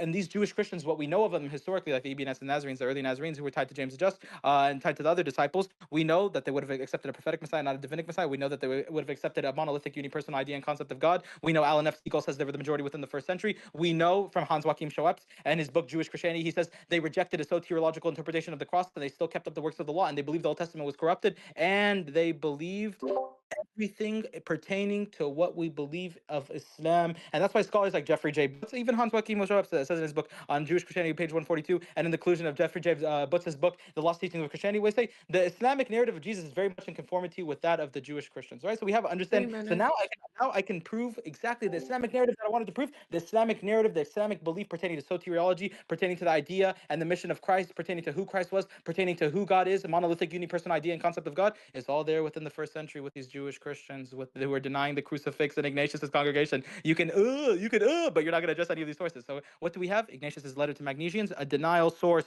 What we have, the letter to the Philadelphians, 1st century denial. Letter to the Cimmerians, 1st century denial. Paul's writings debating those in his congregation, like if we see in Galatians chapter 3 verse 1, where we see like all throughout this these writings in Galatians, he says there's people turning to a different gospel, and he says let them be accursed if they go if an angel or an angel angel from the heavens that preached to you a different gospel contrary to the one that we preached to you, let him be accursed. Galatians chapter 1 verse 6, Galatians chapter 1 verse 8. He says, my gospel was preached to me not of man origin, but of divine origin from Jesus Christ. Galatians chapter 1 verse 11, 12. And he says in Galatians chapter 1 verse 20, in what I'm writing to you, I swear I do not lie. And then later on, Galatians chapter 2, he says, there's John and Cephas saying, remember the poor ones, and the poor ones over here, they're keeping up the works of the law. Poor, I can say, evionim, where the poor ones derive from. And scholars like and James D. Tabor will say, we know of Ebionites, they were there within the primitive church. They lead back to James. They were all followers of James. They all glorified James and denigrated Paul. And then we even see in Galatians chapter 3, verse 1, where he says, where Paul is saying, oh, foolish Galatians, who has bewitched you? Didn't we publicly portray Jesus Christ as crucified? So even early on, right? And we have other verses like 1 Corinthians chapter 1, verse 23, which there's multiple interpretations, but even scholars like David Oliver Smith will tell you that these people, the Jerusalem's pillars,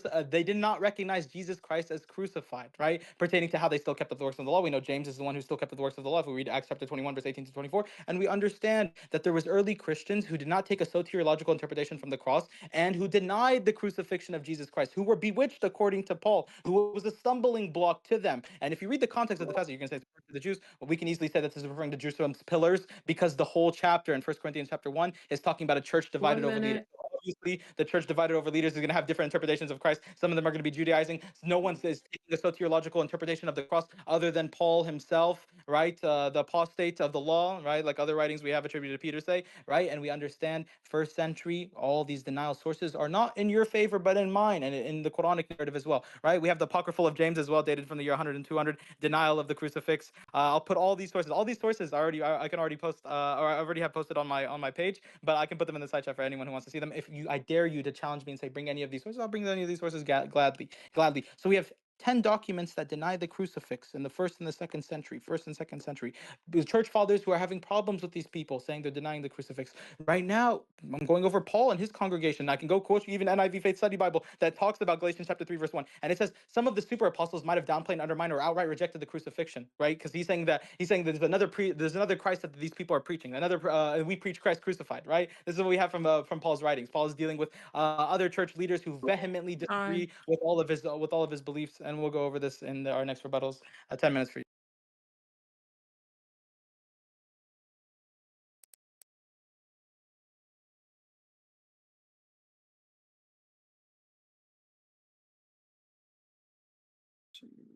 You okay over there?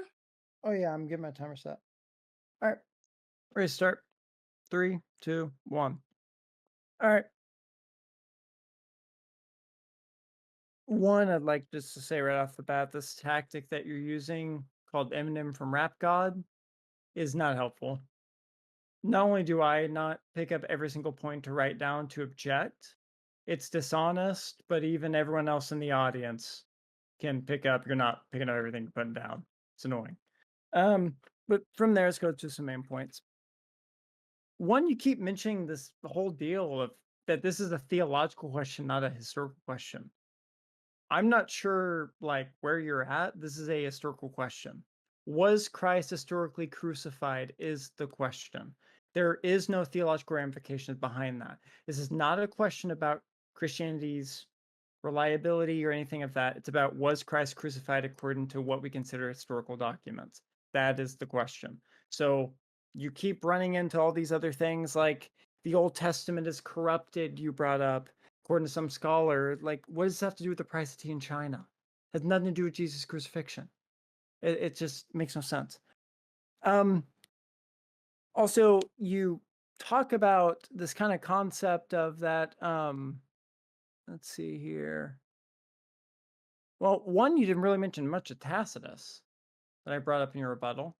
So I'm kind of curious how you argue with that in the cross-examination, because Tacitus is very much reliable as a Roman historian documenting actual historiography, and the burden of proof would be on the other one to show that he's not using critical methods of historiography on this part of the Annals, considered the Annals as most reliable historical work. Same with Josephus, I would argue as well, considering he was situated vocationally and geographically to hear the apostles preach about this message. This isn't a message about if Jesus rose from the dead, if this guy performed miracles. It's about was he crucified. And so when we look at independent sources, hence multiple attestation, which is the single most important historical criterion to accept one's assessment of a conclusion, we get that. Tacitus isn't borrowing from Josephus, and even Steve Mason, a leading Josephus scholar, I'm sure you're familiar with Steve Mason, points out in his book on Josephus in the New Testament, they're not borrowing from each other, and they're not gaining it directly from the New Testament, so it's independent. And so when we see this, we have multiple independent reports that are very early indicating this claim. Now, this other thing you keep bringing about, because I'm not going to take 7 minutes up on this, because I feel like a lot of your things were not good rebuttals. But you kept talking about this idea of the Trallians and these first century groups allegedly that believe Christ wasn't crucified. I'm waiting to see the evidence for that. And if you quote me a scholar, I want you to quote me to the methodology of that scholar on how they derive that conclusion. Because as I brought up in my opening, with history, the great thing about it is we're not dealing with rocket science. When it comes to the Greek and the Hebrew, you have interlinears and you can do exegesis properly. You have that right. So I'm curious to see how you're deriving this conclusion instead of a second century group. Because the writings are from the 2nd century. And it seems to be proclaiming to a 2nd century group. So I'm curious about that one. But also, even if we were to say, and here's the big hiccup on it, if it was a 2nd century, if it was a late 1st century group or something, just to play ball with you, I'd like to see why that indicates that the Gospels, the most early reliable source, are indicating Christ was crucified, and Tacitus and Josephus independently are saying Christ was crucified under Pontius Pilate. Others are not to be. Through historical methodology. This is a historical question, not theological. That's it.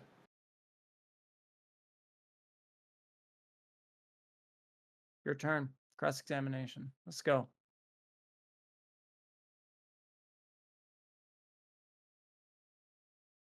And you Alright. said 15-minute cross-examinations, correct? Mhm. Or how? Okay. Yes, ma'am. Beautiful. 15 minutes, okay. So just give me 2 seconds, and we're gonna go over this one by one. Alright. Oh, wait, Ready one when you second. are. Oh, wait, just to clarify, everyone's familiar with how a cross exam works. Yep. He No, asked no, no The asking only questions. thing questions I back. ask is if he asks me a question, I can answer it within 20 seconds. If it's over 20 seconds, and he can switch switch it. Because what I'm not going to do is him ask me a question, me in the middle of answering it, and then switch it within 20 seconds. Not doing that. Give me 20 seconds to Yeah, answer your question. otherwise Move he's on to agree the with that. next. That's 3 questions per minute. You have 10 minutes. That's 30 questions. Okay, and let me know if this seems fair. If the question is just a yes or no, then you answer with a yes or no on both Sounds good. sides. Sounds good. All right, Sounds good. we're all good. Yeah. All right. All right, let's go. 3, 2, 1. Let's go. Okay. Letter to Magnesians, right here. So Ignatius says, and I'll just read it out real quick for you. Okay. If therefore those who were brought up in the ancient order of things have come together, come to the possession of a new hope, no longer observing the Sabbath, but living in the observance of the Lord's day, on which also our life has sprung up, again by him and by his death. Whose death? Blessed. Whose death? Whose death? That was Are the you asking me a question back question? towards you. Yep. It sounds like Who's yes or no here. It sounds who's death? rhetorical. It's not just gonna be yes or no. Like we can like I can ask I you know, like. but it sounds rhetorical. Okay, yeah. Whose death? Who's that? Wait. So whose death? Obviously Jesus is right. Whom some deny. Whom some deny. Is this Ignatius talking about people who denied the death of Jesus? Yes or no? And scholarship is right there, so you can know. Yes. Matt McCluskey. Yes, Beautiful. Ignatius is talking about people during his time period that are denying the death of Jesus. Beautiful. So right here we have a belief held by Muslims in today's day and age that Jesus didn't die. That Ignatius Yep, is in saying the that 2nd century. people within his provinces had this belief. Yep. Magnesians. So Ignatius is writing these letters when? Do you know? Just yes or no? Yeah, 2nd century. No. What year? What year exactly? Do you know? I don't. It's early 2nd century. 106. The year 106. Yep. He's writing these letters, and he's Well, commenting. that's if you go to These Wikipedia. provinces. Yeah. He's writing on these cities. No, I can appeal to Matt Milkowski in this book, even in this book that I quoted right here. Go I to can appeal to him. Wikipedia. Have fun with it. Yeah, what? So yeah, so early 2nd century, year Right there. 106. Year 106. Year 106. People are denying the death of Jesus. Okay, next letter. One by one, we're gonna get him to concede on this one by one because he doesn't want to address this in any of his rebuttals. So we're gonna have to get him to address it whenever I'm in the Q&A. Okay, so right here. Next letter. Right here. So letter to the Trallians. I'll put in the side chat. It's from my notes. Okay, and letter to the Cimmerians, right here. So let's just read these two. Okay. Would you like me to read for you, sir? Of course, if you'd Of like. course, I Okay. can read the highlight point just to make it easier. Dude, let's just read in context. Okay, but if Okay. as though some, I'll just read it. But if as some that are without God, that is the unbelieving, say that he only seemed to suffer, they themselves only seeming to exist, then why am I in bonds? Why do I long to be exposed to the wild beasts? Do I therefore die in vain? Am I not then guilty of falsehood against the cross of the Lord? Right? Is this Ignatius dealing with people who say Jesus only appeared to have suffered? He didn't actually suffer in reality. He only appeared to have suffered. Just yes or no? Correct, in the 2nd century. Okay. Does the Quran say وَلَكِنْ شُبِّهَ لَهُمْ? Did that Jesus only appear to have suffered to his people? Correct. And Beautiful. Did you say that the only sources that say that Jesus, that deny Jesus' death and that say that he only appeared to have suffered is the Quran chapter 4 verse 157 and the Epistle of Barnabas that comes in the year 150, the 1500s? Did you say that? denying directly the crucifixion, yes. This is not a deny. It's word for word. Whom some deny his death, and they're saying that he only appeared to have Nope. suffered. So right Nope. here, bless the argument. The debate is conceded. You Right asked here, me a the debate is question. Do you want conceded. my answer? You gave me your answer. What? No, Like, why are you no, getting no, all no, scared? Why are no, you getting all no, scared? because you Okay, didn't go ask ahead. a yes or no. Go ahead. Go ahead. I said yes or no. Did you Yeah, say I that can the only answer it real sources? quick, very quickly for you. Go ahead. Go ahead. Go There's a ahead. difference because even as Islamic tradition, even Uh-huh. early on when it comes to Gnostic tradition, there was ideas of how if Christ died according to Neoplatonic philosophy, right? Okay. And so the ideas derived, like you talked about earlier, docetism would be one idea, but obviously there's a difference between the spirit and the flesh, and there's multiple different ways of Christ's denial of crucifixion from the 2nd century onwards. And so, no, it's not going to be comported exactly how the Quran has it in the Epistle of Barnabas. Nevertheless, it's an echo of what is to come. Okay. You finished? And this is So Solomon Morad from more than Yale 20 in seconds, bud. Islamic Studies More than that 20 has seconds. this. More than 20 seconds. You wanted 20 seconds. More It than 20 wasn't more seconds. than 20 Don't, seconds, don't, but don't go eat ahead. up my time. That was more than 20 seconds. Okay. Anyways, this is already the debate is conceded. You're saying the Islamic belief was there held by Christians in the early 1st century. You're going to say they're Docetists. Whoopsie. I have Matty Mikulski right here. The formation of the early church who says these weren't Docetists. Who he says, I argue so they weren't Docetists. And Wait, I'm they sorry. denied. I'm gonna read. I'm gonna read if you'd like me to. Okay. I never Then once they said early 1st century. That's dishonest. I have to speak about that. I said 2nd century. I've said it for every one of your writings from the trail ends. In other words, it shows Yeah. early to mid Year 2nd century 106. Year development. 106. So the Gospel of Not John. When early is the 1st Gospel of John? century. Don't put words in my mouth. Do scholars date the Gospel of John to the year 110? No, only Oh, John 90 to 110. okay. Well, right here, scholarship, right here, side chat. When is the dating of the Gospel of John? Scholars assert year 110, 90 to 100, 110. 110. Right. So, Did you know so Mark? you're going to take the Gospel of John as a historical document. So we can take Ignatius of Antioch and his congregation, who's writing against Christians, who obviously they didn't poof, and these beliefs spawned out of nowhere. Obviously, these beliefs were held earlier on. Why? Because he talks about the Magnesians, in letter to Magnesians, how these people abandoned their ancient customs, how they abandoned the Mosaic customs and traditions and rituals that they would have been upholding under the Church of Jerusalem in James's congregation, right? And he says they deny. They come to Paulinian Christianity and they deny his death. They deny his death. So we can say that this traces back to James. This belief traces back to James because these are people who've moved away from the Christology and the soteriology and the theology of James, and now they're still coming to Ignatius and they're saying we don't believe Jesus died. Why? Because maybe he told some disciples that I wasn't gonna die. I'm Maybe sorry, there is was. there a question here Yeah, somewhere? yeah. You said what? Is there a question here somewhere? No, Because this is there's cross-examination, not you yeah, rebutting the entire time. yeah. So Ignatius dealing with Christians. No, I'm saying that your point on them being in the 2nd century doesn't hold up because this was a belief that would have been well solidified within the 1st century that you already conceded to. Okay, So next what question. Next I question. never once conceded to that. That's just You dishonest. you said that there was Christians who believed in Ignatius's congregation that Jesus only appeared to have suffered. You In said the that there 2nd was century, people according to in your the writings by the so, church so why'd you fathers. say 7th century? Why'd you say 7th century? Islamic narrative that denies Jesus' death is only in the 7th century. Why'd you say that? Were you ill informed? No, Due to the regarding spring? of where we see where the Quran seems to get its borrowing from is from the Epistle of Barnabas. You're saying the Epistle of Barnabas came in the year 1500. So this verse didn't exist in the 700s.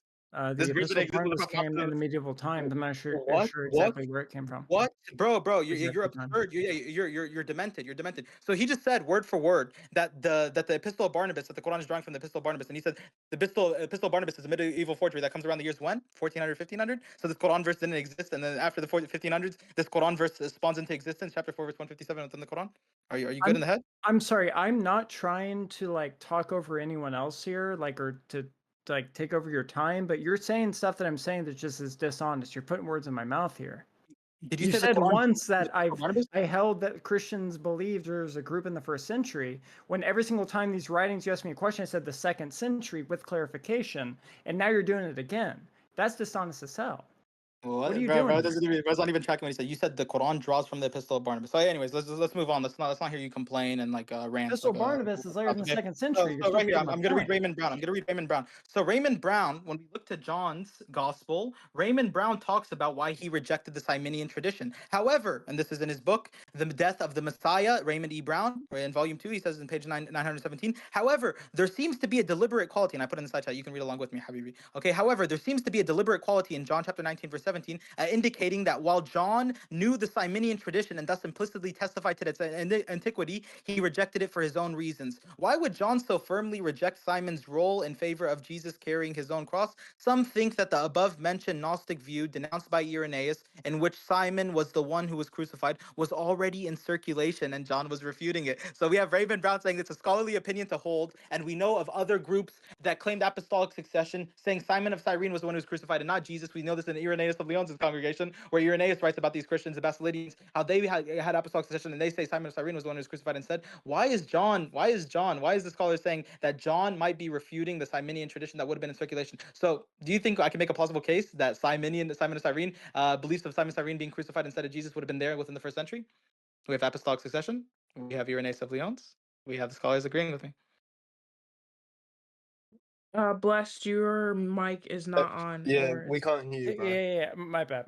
Can you like repeat that? Because you're doing this like Eminem rap Okay, god so thing. Simonian tradition. Why is scholars saying the Simonian tradition dates to the first century? Why do we have attestation from Irenaeus of Lyons where Basilides is saying that this idea of Simon of Cyrene being crucified instead of Jesus Well, traces back to Jesus himself? Well, the only problem they have is Raymond D. Brown's Birth and Death of the Messiah, that I'm pretty sure you're getting this from. He doesn't give a methodology on why he breaks down that conclusion. Okay, so They're that's just the taking a death of the scholar for Messiah. his word. It's the death of the Messiah. Okay, so why did John omit this? Why did John omit the Simonian tradition if all the gospel narratives don't omit the Simonian tradition?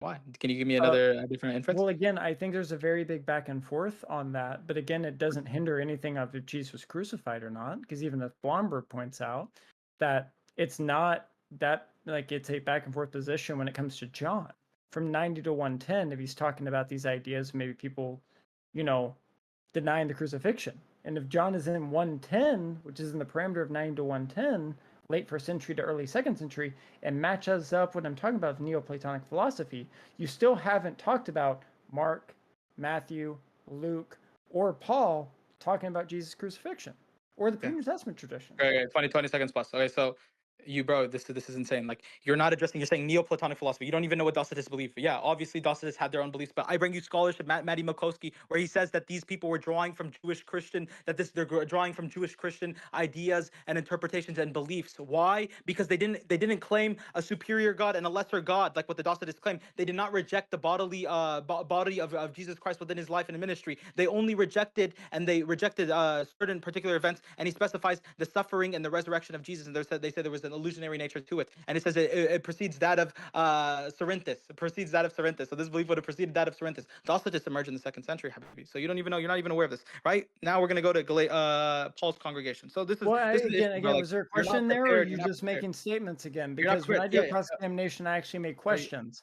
I just don't are make you rebuttals. stop beating on my time? Like you sound pretty stupid right now. You're saying that you're not addressing any of my points. You're saying this is a Neoplatonic philosophy. So I'm addressing how this isn't a Neoplatonic philosophy, and that this isn't Docetism that these people were upholding. If they're talking about the Jewish customs and traditions that they would have been upholding, and how they would have been tied back to who else would have been upholding these Jewish customs and traditions, James, that we see in the book of Acts, chapter 21, verse 18 to 24. And these people deny Jesus' death, and we have clear attestation within the first century of people denying the death of Jesus. Now we're going to go to Galatians chapter 3, verse 1. Galatians chapter 3, verse 1. Have you read this verse, Blessed? He's smiling, okay? And let's go to the NIV Faith Study Bible and see what they say about it. Okay? So Paul in his congregation, he's dealing with Judaizers who reject, and he calls them bewitched, and because they have a different understanding of the cross, So why does he say, "Oh, foolish Galatians, who has bewitched you? But didn't we publicly portray Jesus as crucified to you?" Is Paul dealing with people who are having problems, like what NIV Faith Study Bible says, that they're undermining or downplaying or outright rejecting the crucifixion, and Paul is the only one who wants to go and proclaim Christ crucified? Is this an issue that we have over here, that people are struggling to accept the crucifixion within the time of Paul? Yes or no? Address the verse. Give me your interpretation. I hate to tell you, but I mean, if you give me a few minutes, it break your 20-second parameter, even though you're ranting, like a little girl. I can give you some commentaries from even Cambridge and Yale showing that this is not the interpretation that they hold, friend. Do you want that? Not even. It doesn't deny the Not crucifixion. even Do you want address that? Not I even can do address it for you. Okay, so this is the issue. I You're can not do pro- it. It'll take you- some you- time, you but I don't- can do it. I can pull them up for you, sweetheart. So bless. This is a No, because earlier he combination. was talking about Say, me say, drinking. I'm not. He's Say, like, say, wait, about say I'm it. not. Say I don't have the sources right now. Say I don't have the Bless, sources you right can now. just say bless. Yeah, You can just yeah. say you don't have the source right now, and you can You just say say I you're don't have the agnostic. source You right now. don't need And to say, oh, I give can me an bring you answer this question. Oh exegesis. no, I said he can give me a few minutes, and I can absolutely bring up the source. No problem. That's going to break his 20-second parameter. I give you the verse and I give you a commentary. You can read the verse for yourself and you can say I can come up with an inference based Yeah, on what that's I fine. can read and what's contemporary to his So writing. bless, you're conceding this question, and Abdulaziz, you can just move on to the next one instead of just hopping No, on I'm the not same conceding point. the question by no means. I said if he wants to give me You're time, I can absolutely no Okay, problem we answer it. can pause. No, We can you're pause my conceding time and answering it's this question. Basically, that's what How I'm am saying. I I'm not saying conceding you're Pausing agreeing answering the with the him question? You time. just said I can I'm answer pausing it. the because you're time. saying How does that mean conceding? because you're agnostic on it. Right now, you're telling me I have No, this I'm not source, but I don't have agnostic it on it. now. I just said if it breaks his 20-second parameter, because what he likes to do is rant for 2 minutes, ask me a question randomly because It's he his realized he time, has to do bro. it because it's It's his cross-examination, time. and It's that's what his he time. We're gonna does. do the same I thing. can Bless. do it for him if he gives me over 20 seconds. That's what I Yeah, said. Not that's conceding fine. the So question. yeah, so you're saying you want to answer it with more time later on. So you're conceding it right now in this section of the debate No, that he's you're not not. going to answer it. No. He's not conceding it. He's saying he can bring. He has the answer. And he's just saying he needs to. If you give him more time, Is he going to Time answer it to now? bring it up. It's up to Is he going to answer it Abdulaziz now? and his Okay, so cross-examination you're not time prepared. to You're allow not me to do prepared it right or now. not. You're not prepared right now. So you're not prepared right now. It's pretty simple. No, You're not Leafy, bro, what? it's up to him No, if he wants me to bring it up or not. bro, That's I'm all it not saying you is. can't, bro. You're It's not misunderstanding what I'm saying. conceding. I'm not blessed. I'm not saying you can't answer the question. I understand you're saying you can, but I'm Then saying you're right using now you're not conceding the going to wrong way, answer it. friend. You have to No, I'm understand not. your definitions. look. If No, I'm not. either you let Blessed, you can either let him give him more time so he can bring the source, or you can just say no, you can't more Correct. time. But Right. this is If you the want to move truth. on, Abdulaziz, we can move on. If you Right, want, you can give me a exactly. minute can you or just so, and I can you can just bring give up me the your source. interpretation? Can you just give me your interpretation of the verse just by reading it head on if you don't have anything prepared right now? You can read Off the the top verse. of my head, no, I don't have everything off the top of my head because I'm Nothing, working nothing. on a major book. We see a clear difference. We see two opposing views where Paul is saying you're bewitched. He's using strong terminology here, and he's saying you're bewitched, you foolish Galatians. And these are No, the people who are the Judaizers according to him as well. If you read the Galatians chapter 2, and these people are bewitched, and he says we publicly portray Jesus as crucified to you. You're bewitched. You're bewitched. We see have two opposing views here. You're not able to address it. We can move on to the next point. Okay, so in Matthew chapter 26, verse 26 to 20. Oh, yo, shake your head. No, but yo, I can go and yeah, study. I could go and study this, even though I absolutely said you were not. good about the debate. Okay, anyways. So next But question. I Next question. respect your time and mute. So yeah, you best respect my time. Okay. So in the Gospel of John and chapter 19, verse 28 through 29, is Jesus drinking wine whenever he puts his head down, and they give him a gall from the vinegar, and then they let him drink wine from a What soaked verse? sponge? What John verse? chapter 19, verse 28 and 29. What does that matter if he's drinking wine or not? Do you believe is it yes or no? Is he Are drinking you wine? talking about? Do I think that's an authentic verse? Yes. Do you believe that Jesus drunk wine when he was on the cross? I don't know. You don't know? All right, read the verse. Read the verse for us if you'd like. Okay. It's So you just possible. don't know. You're just like confused on the gospel narratives within what happened in Jesus' time. What are the last words that he said? No, What are the words that he said? What are the no, prophecies that because you don't know? no, you're being dishonest. You're treating me like I just only take the gospels as like Christian documents by the word of God. I'm Yeah, not a I'm going to fold your Christian. gospels. I I'm going treat to the fold your gospel gospels as narrative. historical documents. Okay. So are you a Bible believer? I don't know what that means. Do you believe in the Bible? Do you believe Jesus makes prophecies and these prophecies come and are fulfilled? Do you believe in like messianic prophecies and things like this? Wouldn't this be a red herring or a No, whataboutism? It's pertaining to I'm attacking your standpoint on the crucifixion, and it's a biblical view and a historical view and the Quranic view pertaining to the No, it's crucifixion. If a you conjecture and if there's issues with the Christian narrative pertaining to the crucifixion. So this is what you're doing. You're LARPing and you're messing around right now and you're wasting my time. Do you believe that Jesus drank wine when he was on the cross? Yes or no? don't know historically. Don't know his story. So you Bro just threw his Bible completely under the bus and says, I don't know historically if Jesus drank the wine. So why are you appealing to the Gospels as a historical document if you're going to say, I don't know historically if Jesus drank wine when he was on the cross? What the hell is Is this? it a Okay. question? Anyways, we're Or going to is deal, that we're a going to deal with rhetorical this. question? I'm I going need to to tell you. know. I'm gonna tell you. So yeah, bro. It's based on it's doing an internal critique on the gospel narratives, and the gospel narratives how they completely fold themselves with all these internal contradictions within them pertaining to them. Okay, so if Jesus says in Matthew chapter 26 verse 29 that he will not drink of the vine until he's back in the heavens, and we see in John chapter 19, and this is Matthew 27 is when he's crucified. Matthew 27 verse 40 through 50, and we see in John chapter 19 it says that he drank from the gall of the vinegar. And then who do we have over here? We have C.K. Barrett right here. C.K. Barrett. I know. I'm pretty sure you're familiar with C.K. Barrett, where he says in the Gospel according to John, C.K. Barrett, an introduction with commentary and notes on the Greek text. Right here, he says in page 553, he says there's no point in trying to harmonize this passage with Jesus' Last Supper promise, not recorded by John, to drink no more wine until he should drink in the kingdom of God. So why does Jesus make a prophecy saying, I will not drink of the vine until I'm back in the heavens? But the one who was on the cross drank from the vine, right? And the second great treatise of says the way you get out of this contradiction is if you appeal to the Gnostic literature that says it was Simon who drank from the gall of the vinegar, and it wasn't Jesus himself. Okay, so can you reconcile this contradiction, or is it just a plain contradiction within the text that completely folds your crucifixion narrative? Let's give him 20 seconds to answer. This is a Yeah, question. this is your question, and this is the last question. All right, perfect.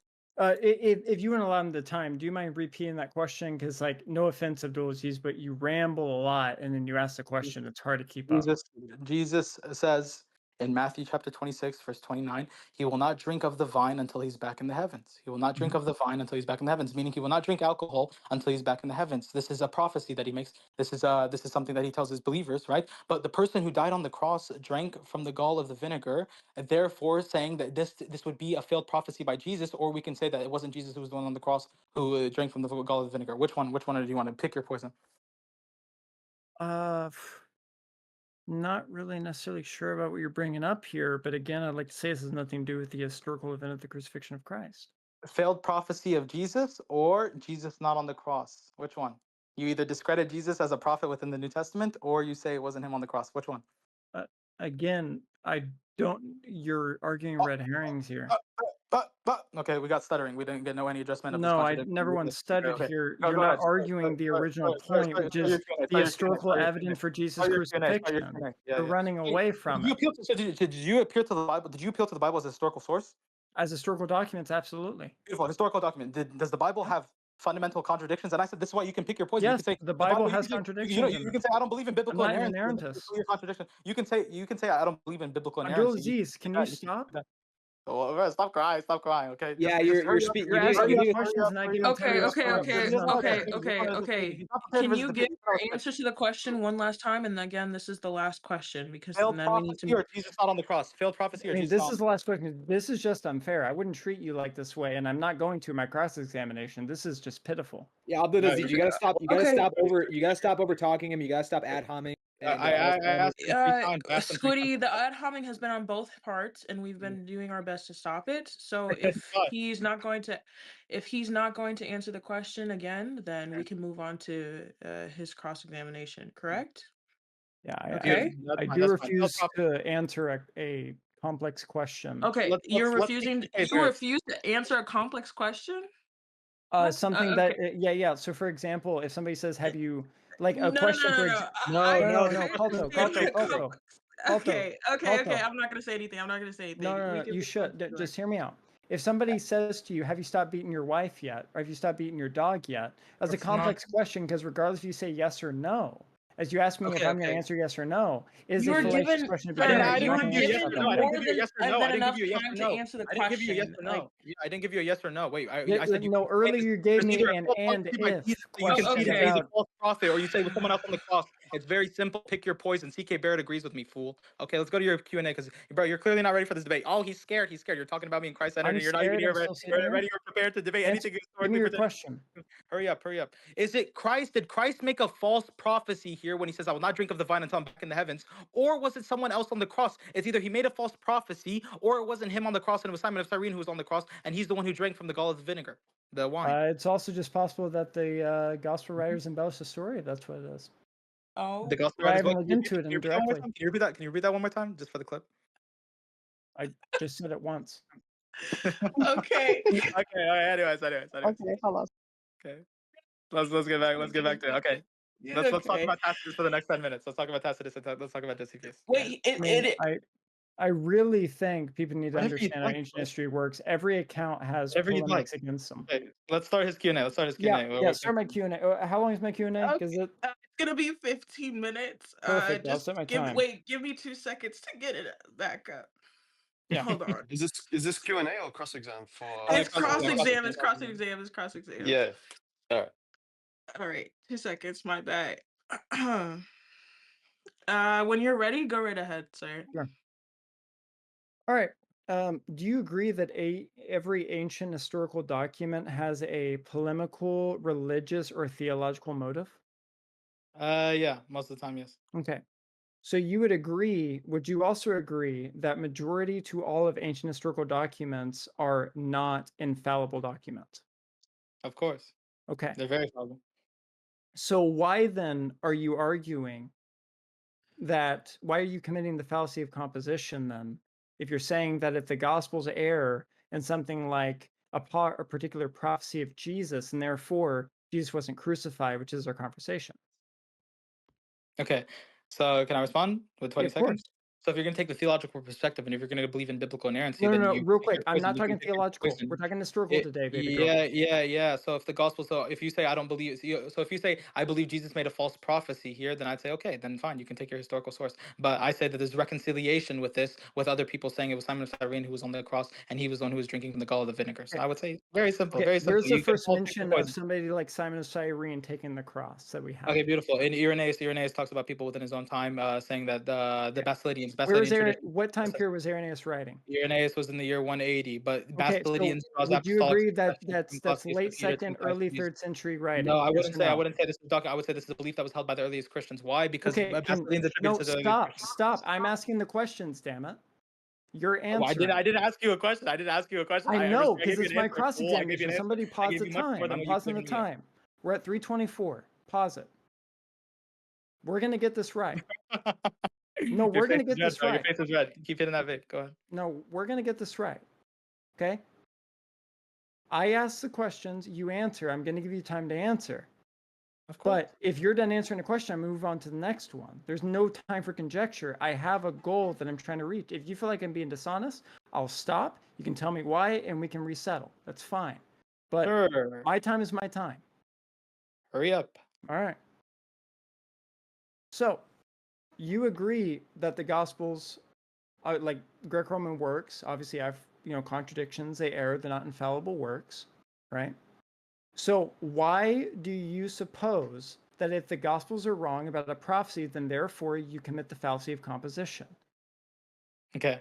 So not only was that wasn't my only argument, but right here I'm telling you to pick your poison. You either say Jesus made a false prophecy, therefore denigrating him and saying he was a false prophet, You're not answering or my a false god, question. or you say that he You're was not crucified. answering my Take the question. biblical view. I said it's fine. Habib. You I'm can take the pausing the biblical time view. again. I'm Obviously, pausing the I'm time, telling you, bro. I'm answering you. Hold on, You know what? Pause the hold time on. when you like, because you don't like This my is answer. I'm giving you an ridiculous. actual answer. I'm Okay, giving you an actual okay, answer. sir. I can't lie. You can't pause time when you don't like his answer. He's going to Yeah, read He's yeah, not yeah. even You- No, right. I it's don't not. like It's your not answer. I Hang don't on. that. like your answers. Leave me Hang be. on. It's It's not not an that. It's not an answer. He's not giving an answer. He's avoiding the question. He's avoiding the question. You're not answering Abdulaziz. Stop crying, Squiddy. Stop crying. So, Squiddy, am I not answering word for word that yes, the Gospels do portray Jesus as being crucified? But if you're going to take the view that Jesus is infallible within the Gospel narratives, then you're going to have to call him a false prophet. I want you to No, become a listen, Muslim. Nobody's holding to Abdulaziz, it's not his. infallibility. I want you to concede your religion, fool. Abdulaziz, that's No. not his question. His question is, and correct me if I'm wrong, Blessed, Oh, are yeah, the correct me if I'm wrong. Gospels Let him answer. ancient Greco-Roman biographies?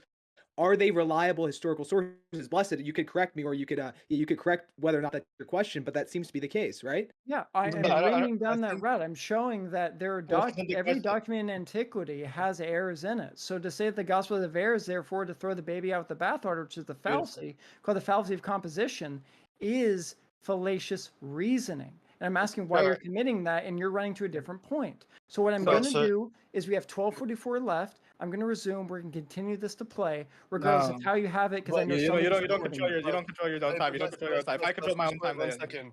Just wait, guys. Just wait. So, Blessed, I think I understood your question. Your question is, even if like the Gospels are historically inaccurate in some issues, that doesn't mean, therefore, the main picture that the Correct. Gospels gives is historically inaccurate. So you're saying that he's committing the fallacy of composition, Correct. right?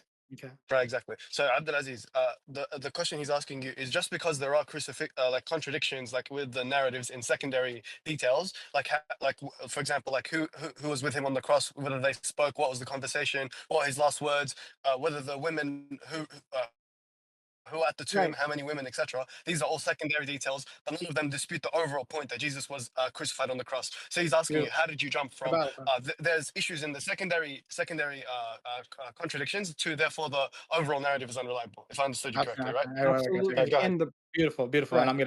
I'm gonna answer the way I like, bless. You Right, got okay. 20 seconds. So Go if for it. yeah, beautiful. So if the gospels, obviously we're taking the gospels as a historical source on your part, right? I'm taking other attestation on my part from all these other groups and from these church fathers and from other writings that deny the crucifix. But you can say, yes, the gospels clearly portray Jesus as being crucified. No one's gonna argue with that. Obviously, the gospels say that Jesus was crucified. Matthew chapter 27, verse 46, all over Mark, all over John, all over Luke, they all unanimously agree that Jesus was crucified, even though they're copying all off one another.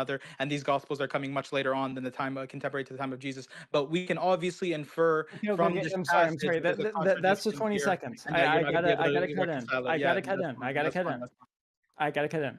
I understand what you're saying, but again, but like you agreed earlier, what time period is Ignatius writing his writings about The these 106, heresies? 106 with four 180, cities. correct? No, Yes he or doesn't no? have a book. He doesn't have a book against heresies. That's Irenaeus. Oh, Oh, Irenaeus. Yeah. yeah. 180, correct? Yes, Irenaeus. Right. Yes. So would you agree with me that is late second to early third century, writing about somebody within that period? Wait, why are you saying third century? This is second century. Yes, and Irenaeus is Late commenting on second, Christians. early third century. Yeah. No, this is late second, All early right, third century. Early third you're century is arguing the year. Yeah, semantics. early third We'll century go is back to the main point. Yeah. So So Irenaeus is again, commenting on Christians. why are early you beliefs. committing? Why do you think you're not committing the fallacy of composition with saying that the Gospels err on a few different points? Therefore, Jesus wasn't crucified. That's not my point. My point is there's conjecture even within the New Testament documents and within the history. That's my point. If you don't understand this, then you're a fool. If you don't understand this, then you're a fool. No. Time out. The issue is that the problem Mm-hmm. is that when you brought up the church fathers, because it's my time to speak, church fathers you gave for an argument against will be something that's deriving of a time period during the 2nd century, which I already argued for, right? So why are the Gospels not used as first century reliable documents of the historical Jesus when they're the earlier attestation documents to Jesus? All right, beautiful. Because I think there's influence. Obviously, the Gospels have influence from Paul, and Paul's Okay. soteriology is the But one that you, right, progresses. okay, So fantastic. You yeah, answered the so question. obviously, You answered yes, the yes. question. You answered the question. You can say What your is belief. no, you answered Yeah, the I'm question. answering. You answered the I'm question. I'm You answered the answering. question. You answered the Okay, question. okay, that's fine. That's fine. What is, yeah, you're wasting my time. Quit it. Stop jittering. So if you agree with me, though, that every single writing, like earlier, you already agree that every writing has polemical, theological, or philosophical motives in it. So why are you saying that because the Gospels have a religious, philosophical, and theological motive, and therefore they're unreliable? How are you getting to that conclusion? All right, beautiful. Because if this is influenced by Pauline doctrine of salvation, and the Gospels need to portray Jesus as crucified for all of the laws to be fulfilled, for the redemption of the curse of the law to be redeemed, and for Jesus to die for our sins, then obviously this is a belief that's going to be portrayed within the Gospels if Paul is the one who's influencing all of this, right? So I'm going to say you have Paul, and I have every other group that denied the crucifix within the 1st and 2nd century. And I would argue that your groups that you have, you've only showed are 2nd and 3rd century groups. No, their beliefs. But now it's my time to speak. Stop it. So you didn't address close Paul's it off congregation. in your cross exam. Yeah, but you didn't address Paul's But congregation. but here's the funny part. It's my time to speak, so shut up. So hurry up. here's another thing. Why do you think that atheists and non-Christians and Christians alike along the theological spectrum, to a unanimous consensus, agree that Christ was crucified historically? Beautiful, because they're going to go over the naturalistic way of looking at history. So obviously, what do you mean naturalistic? obviously, Can you explain that to they're me? going to say Jesus. They're going to say that Jesus either died by natural causes, and they're not going to say that he was ascended into the heavens, because this is Okay, something that's right. But Abdulaziz, time out. Wait, you're done answering. I'm not doing this. I'm not doing. Pause. I'm not doing this. Stop crying, bro. I'm answering your stop. question. Stop crying. I'm not doing this. Bless, you have the right to answer. Ask whatever question you want, and he has the right to answer however he wants. You can't force him to answer the way you want. But right? what he's he's So doing is if you he's want me, choosing. if you want, blessed, I think if you want, like I can be an intermediary, so you can ask like what Yes. question you want, and I'll make sure to hold him to it عادي if عادي that's what you خليه want. خليه عادي عادي. Because my problem is this: is that I'm answering a question. Either he's taking up a lot amount of time, or two, he's not That's answering fine. the That's fine. question I'm asking. So, I gave you so 30 I think seconds the to last look over your question, question just and for answer. Abdulaziz for a second, bro. So I think the question you asked is about historical analogy, right? So what do I'm you mean by asking why do naturalism? all these historians? Right. But you were specifically talking about them assuming naturalism, right? And you were asking him to explain that, right? So I think he was talking about the historical critical method and how scholars assume like the most plausible thing is usually the naturalistic explanation, right? So I think you're asking about that, correct? And he's asking Right. for my That's understanding. Why would I assume this? And he's only giving me 10 seconds before he's cutting on. I want Bless to just confirm that. Like, so what's your question about that specifically? Yeah. No, that was because he's saying, well, it's a naturalistic event, and I'm curious why Yes. you're saying it has to be like. Of course, a crucifixion is a naturalistic event. That's why I'm curious, like this naturalistic idea. Beautiful. That's I'll why address this. Christians and non-Christians are agreeing. I'll address this and I'll help you understand with with a better perspective. Okay. So looking at history, right? If people are saying that Jesus resurrected, scholars in today's day and age, atheists and secular scholars are going to say these people were on shrooms. These people were hallucinating. They didn't actually see Jesus. Jesus didn't actually resurrect. So me and you both reject naturalistic ways of Jesus's lifestyle. We believe that Jesus ascended into the heavens, whether it was after his death or whether it was before his death. We both agree on this, right? When it comes to secular and atheist scholars, they're going to say, oh, the most plausible way that we can look at history is either Jesus died by way of stoning, like what the Jews claim in their Sanhedrin, in their Talmud, or Jesus died by way of crucifixion, like what the Christians claim in their Gospels, or that Jesus died of old age. So they're going to come with these three interpretations, right? But you're the Okay, main. it's been theology 20 seconds. It's been 20 seconds. There I've you go. given you 20 seconds. Like There you go. that did not answer my question. I did answer your question. If you don't like the answer, I'll re-answer it. If Tacitus Josephus and the Gospels are earliest attested sources, way before the Quran, the Epistle of Barnabas, or the 2nd century developments of what Irenaeus talks about of these different heresies, why should we redefine a naturalistic event like a crucifixion to a miraculous or supernatural event? beautiful. So we believe that Jesus did miracles. We believe that Jesus ascended into the heavens. Why? Because we have attestation within the 1st century pertaining to these events. I have attestation from these Christian groups that say that Jesus only appeared to have suffered and that he ascended into the heavens and he wasn't harmed and he didn't die, right? So I have my attestation, you have yours. What we see is conjecture. We don't see a solidified fact within history that Jesus was crucified pertaining to us looking at this from a theological perspective. So what evidence do you have, instead of, like, if you point to a scholar, can you give me their methodology, please, to say that these groups that Irenaeus is talking about in the late 2nd century are early first century groups? Yeah, so Ignatius, so this is very simple. So first of all, you keep going to Irenaeus. Irenaeus is in the year 180. I appeal to Ignatius, right? So you're getting these church fathers mixed up pretty simply, My okay? bad, So Ignatius. You know what I'm talking about. beautiful. Yeah, beautiful. So Ignatius, both of them dealt with quote unquote heretics who were denying the crucifix. Both of them dealt with it, okay? So it's pretty funny, right? Ignatius, so it just shows you conjecture galore. But Ignatius is writing about these Christian groups. He tells us where they stem from. He told us their beliefs. He told us where they You're not came from. answering my He told us question. what they upheld. Can you I'm show telling me you, where he I'm says telling that they're an early first century group? Beautiful. So right here, so we're gonna read Ignatius' letter to Magnesians. Okay, this you can pause your time if you'd like, but don't pause it for too long. I'm pulling it up Nope. right. I'm running my time. We're at 6:07. Okay. So someone else needs to check his time, make sure he's not like cheating. Okay. So right here, No, letter to the he is. Magnesians. He's fine. Yeah, well, I know. He's like jittering. He like needs to get some like redemption. Okay. No, So I if just need you to therefore hurry up on this point because I'm going to give you about 20 stuttering and let seconds me and read. you're I need done. you to stop stuttering. I need you to stop stuttering. Let me read. Okay. If therefore those who were brought up in the ancient order of things have come to the possession of a new hope. So he comments on this group and he says, they have been brought from the ancient order of things and they have come to a possession of a new hope. Read the letter to Magnesians chapter 9. So he already pinpoints where these people are coming from and what they were upholding. What were they upholding? No longer observing the Sabbath, which the only inference that we can come to is that they were once observing the Sabbath. Who was observing the Sabbath? Who was upholding the Mosaic customs, traditions, and rituals?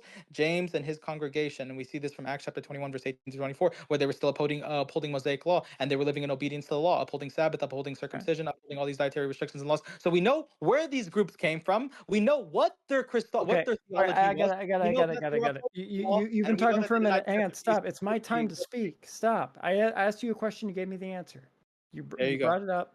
So based off that passage, why do you say, like, what is the evidential line to propose over to say that the idea that he's talking about a group that is early first century instead of a group that was Christian that dived into Gnostic practices in the 2nd century?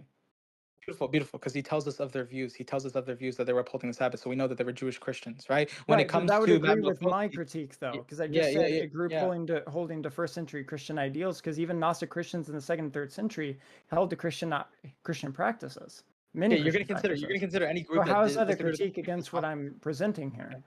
So these are people who had Jewish Christian beliefs, and they come to Paul, or they come to Ignatius, and they accept Pauline Christianity, and he says they're still denying the death of Jesus. Okay, so Where you then, agree where then can we Ignatius infer? is Where then within the late you can second make a century, killer correct? argument from silence. You can make a killer argument from silence, right? But obviously, what we can see is that Jewish Christians that he's dealing with denied the death of Jesus, like what he says word for word in the letter to the Magnesians, chapter 9. Read it for yourself. Read it for yourself. Nope, it's not a fallacious argument from silence by no means.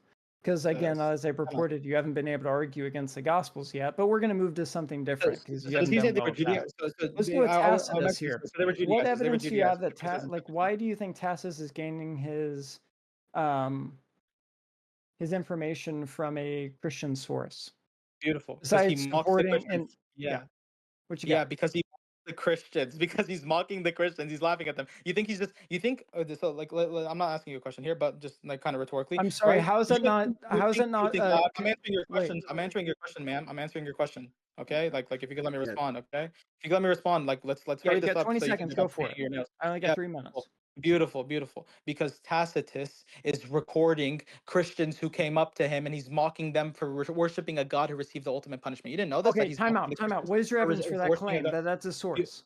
Beautiful, beautiful. Does he mock the Christians for worshiping a God who received the I'm ultimate sorry, you're punishment? asking me a question, my cross-examination. You got to give me, Yeah, I'm asking you a question. yeah. I'm telling you. Does he mock the Christians? Or no, I'm not. I'm saying he obviously mocks the Christians for worshiping a God who has received the ultimate punishment, meaning that he dealt with Christians and he was trying to laugh at them and say, you worshiping a God who received Okay, supplicio, like what he says within his writings. so Abdulaziz, real quick. So he dealt with Christians in an environment where Christians live, but how does that say, what evidence do you have to say he's getting that from like Christian hearsay?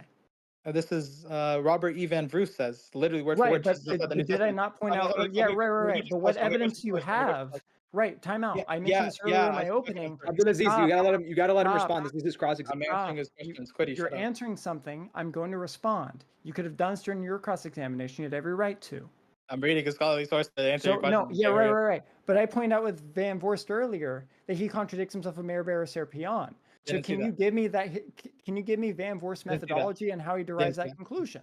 Okay, beautiful. So we can read this paragraph right here in 1 second in his book Jesus Outside the New Testament: An Introduction to the Ancient Evidence, Robert E. Van Vroos, where he says the most likely source of Tacitus's information about Christ is Tacitus's own dealings with the Christians, directly or indirectly. While Tacitus does not, does not speak, he does say the Tacitus in two periods of his life he could well have acquired a knowledge of them. The later period was that Tacitus was governor of the province of Asia. At the same time, his close friend Pliny the Younger was governor of the neighboring province of Pontus, Bithynia, and had difficult dealings with Christians. Right, so he's saying it could be correlated to Pliny the Younger and his belief on dealing with Christians as well. So everything that we see is just them dealing with Christians. And if he mocks them for worshiping a God who received the ultimate punishment, then we can obviously say that he had dealings with Christians and that he might have gotten this idea. Real quick, Abdulaziz, I only have a minute and 10 seconds left. I'm glad you answered that. There you go. Does he cite anything regarding of his methodology? Because that's not a methodology. He's just assuming things.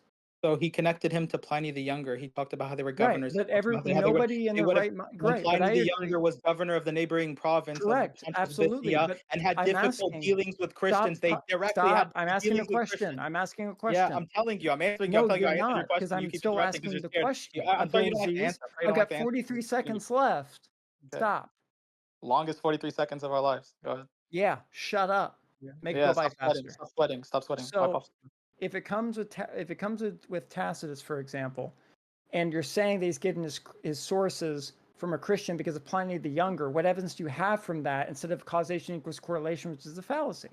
Okay, beautiful. So he says at the same time. So this is obviously like how scholars are gonna use their methodology by making inferences. So if they say Tacitus was close with the friend at the same time his close friend Pliny the Younger was governor of neighboring province of Pontus, Bithynia, and had a difficult dealings with Christians, then we can obviously infer that they would have had experience with Christians. When I say that's not how history works, but what time is done. The time is done. Time is done, but that's not how history works. The time is done. If I say I'm gonna conclude conclude. If the Tacitus is dealing with Christians, 10 seconds. according to every single scholar, and he mocks them for receiving the ultimate punishment, then we can only infer that yes, he had some experiences with Christians when he writes about them in his Annals 1544 and talks about where All they right, were we're breaking done. up. We're done, Abdulaziz. We're done. Made There your you point. go. You got There 10 you go. seconds in. Alright, so you got concluding remarks now and then Q&A, right? Yes, and they're Sure. both 5 minutes. Abdulaziz, I believe that you begin. Okay, give me 2 seconds. Yeah, no issue. Thank you. Well, this has been a lively debate.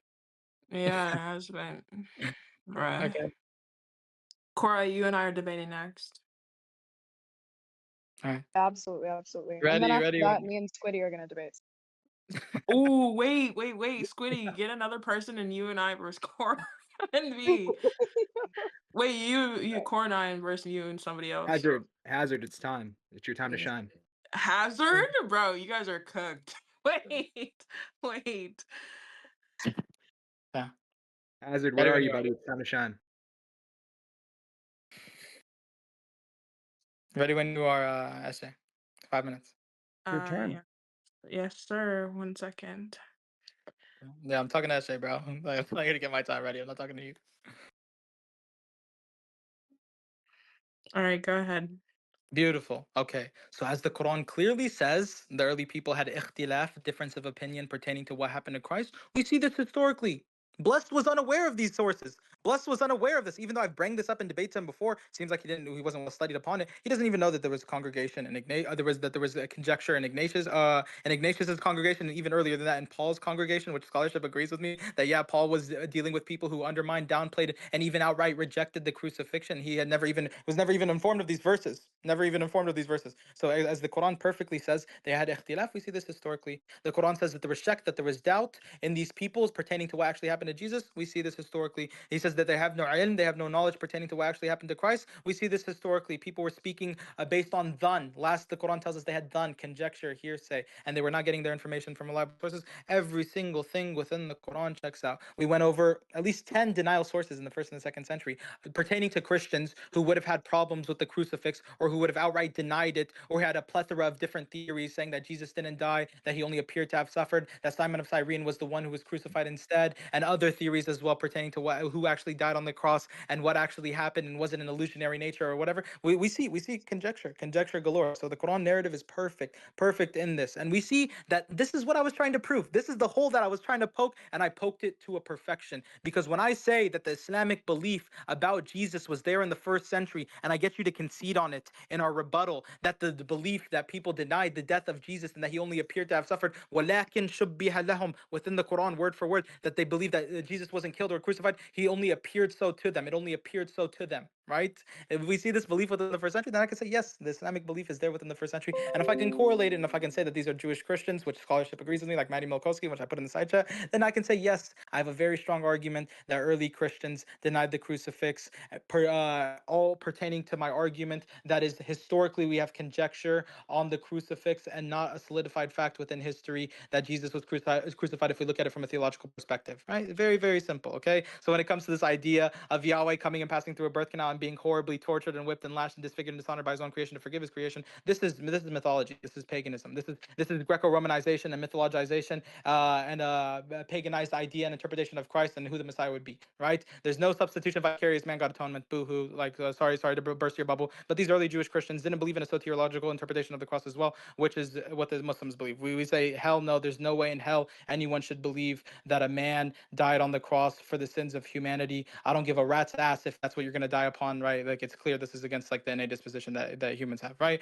We went over the Gospels. We went over the lack of attestation pertaining to these Gospels in the 1st century, nothing to them. Year 180, we got Irenaeus of Lyon. So he keeps arguing Irenaeus of Lyon's the 2nd century, late 2nd century. Irenaeus of the Lyons is the first person to say these Gospels, Matthew, Luke, Mark, and John, are like, and attributes them to their authors. He's the first person we have historically. Papias, you didn't want to challenge me on that, boo-hoo, right? Papias, throw him to the side, right? What we have historically, conjecture, hearsay, dhan, shak, doubt, and no ilm regarding these events. The Quranic narrative is proved to a T within the 1st century. And we got you to concede on this, right?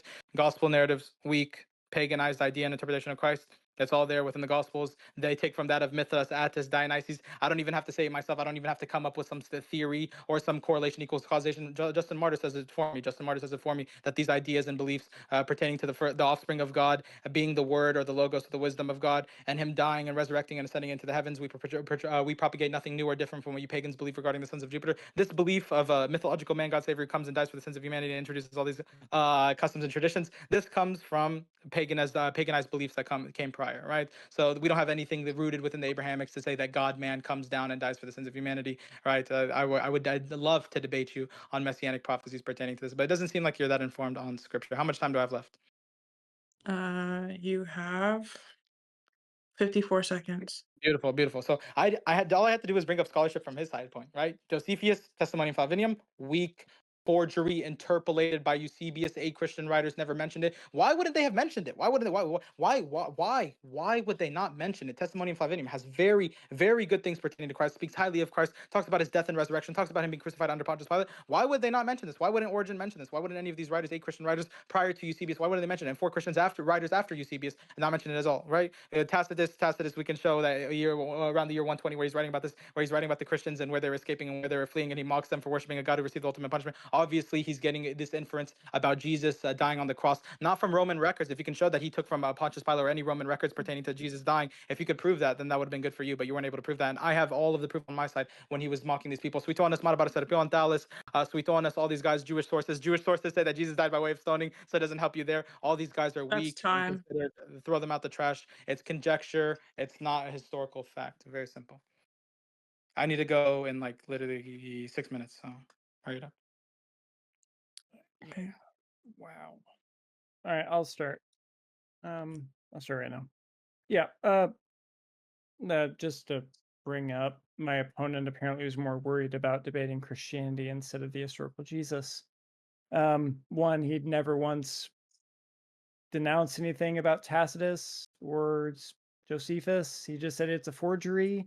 The scholars like Van Voorsey brought up is what I brought up in my opening, is saying that he's just going to bring up scholars that bring up the scholars' methodology to see if we can actually figure out if the scholars are making a good claim instead of just making an assumption. So, for example, you brought up the whole Josephus thing, and you're saying that it's completely a forgery and created by Eusebius. This idea that is created by Eusebius was done by Paul Hopper and Ken Olson in Josephian scholarship, and even Alice Wheatley and Sabrina Ann Wallachie in the Blackwell Companion to Josephus in 2021 point out that this has not gained any steam in scholarship. So again, you throwing the baby out with the bathwater, this logic, this fallacy of composition thing you keep doing is unfortunate. I'd say the next point that you keep doing is one, earlier I find it funny, and you can play back the tape, you agreed that the Gospels and Paul agree that Christ was crucified, but yet you still argue against them to say that Christ wasn't crucified. I don't feel like you can have your cake and eat it too there. And so when we see the Gospels and the pre-New Testament traditions and the New Testament and the Pauline epistles all agreeing that Christ was crucified, and Josephus and Tacitus, which you didn't have much argument over, your only argument for Tacitus seemed to be that, well, I mean, Van Voorst says X, so therefore Y, but I pointed out very much why we can't use Van Voorst on that point.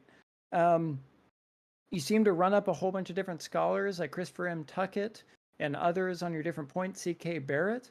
I find it hilarious because all of them agree Christ was crucified. So unfortunately, I think you're doing something called Frankenstein an argument, which is what Richard Carrier does, who's a Jesus mythicist, who believes Jesus didn't exist. But what he does is he gains particular points of scholarship and puts them together and makes a Frankenstein argument, even though they don't agree with them in the whole. So no, I don't think you haven't presented much here, Abdulaziz. You haven't argued much against what I've said, and you've only used really fallacious tactic reasoning like rapid fire, which you talk more like Eminem on Rap God, and it's hard to keep up with all your points, and anyone that's been listening to this debate understands that. And also, when I have my cross-examination, you have this idea to want to debate with me through a cross-examination, which I see as dishonest. When I asked you a question, you didn't answer it to the fullest capability that I know you could. And so, yeah, I think I did my part here in this debate. But you didn't answer the objections to the main sources, and I think you have a disconnect of how ancient history works. Your idea is that documents are removed decades away, or we don't know an exact source of something, so therefore it's unreliable. I mean, that's just a misunderstanding of how ancient history works. Majority of ancient history events or documents about an event are removed decades later, and also you don't get the exact source where you can cite source it like if you were in a modern day book. So that's it. All right, great. Let's open up to Q&A. Is that right? Do you mind if I ask the first question? Yeah, I was gonna say Yeah, I wanted to ask a question too, to be honest. So I think Squiddy, you can go first, and then I'll ask it after you. Very cool. but first and foremost, Abdulaziz, how much time do you have? Just let me make a phone call real quick, and then I'll be here for the Q&A. Would that be Yes. okay with you, Blessed? If you can, do you have like? Well, just let me do my 5 minutes and I'll dip out. All right.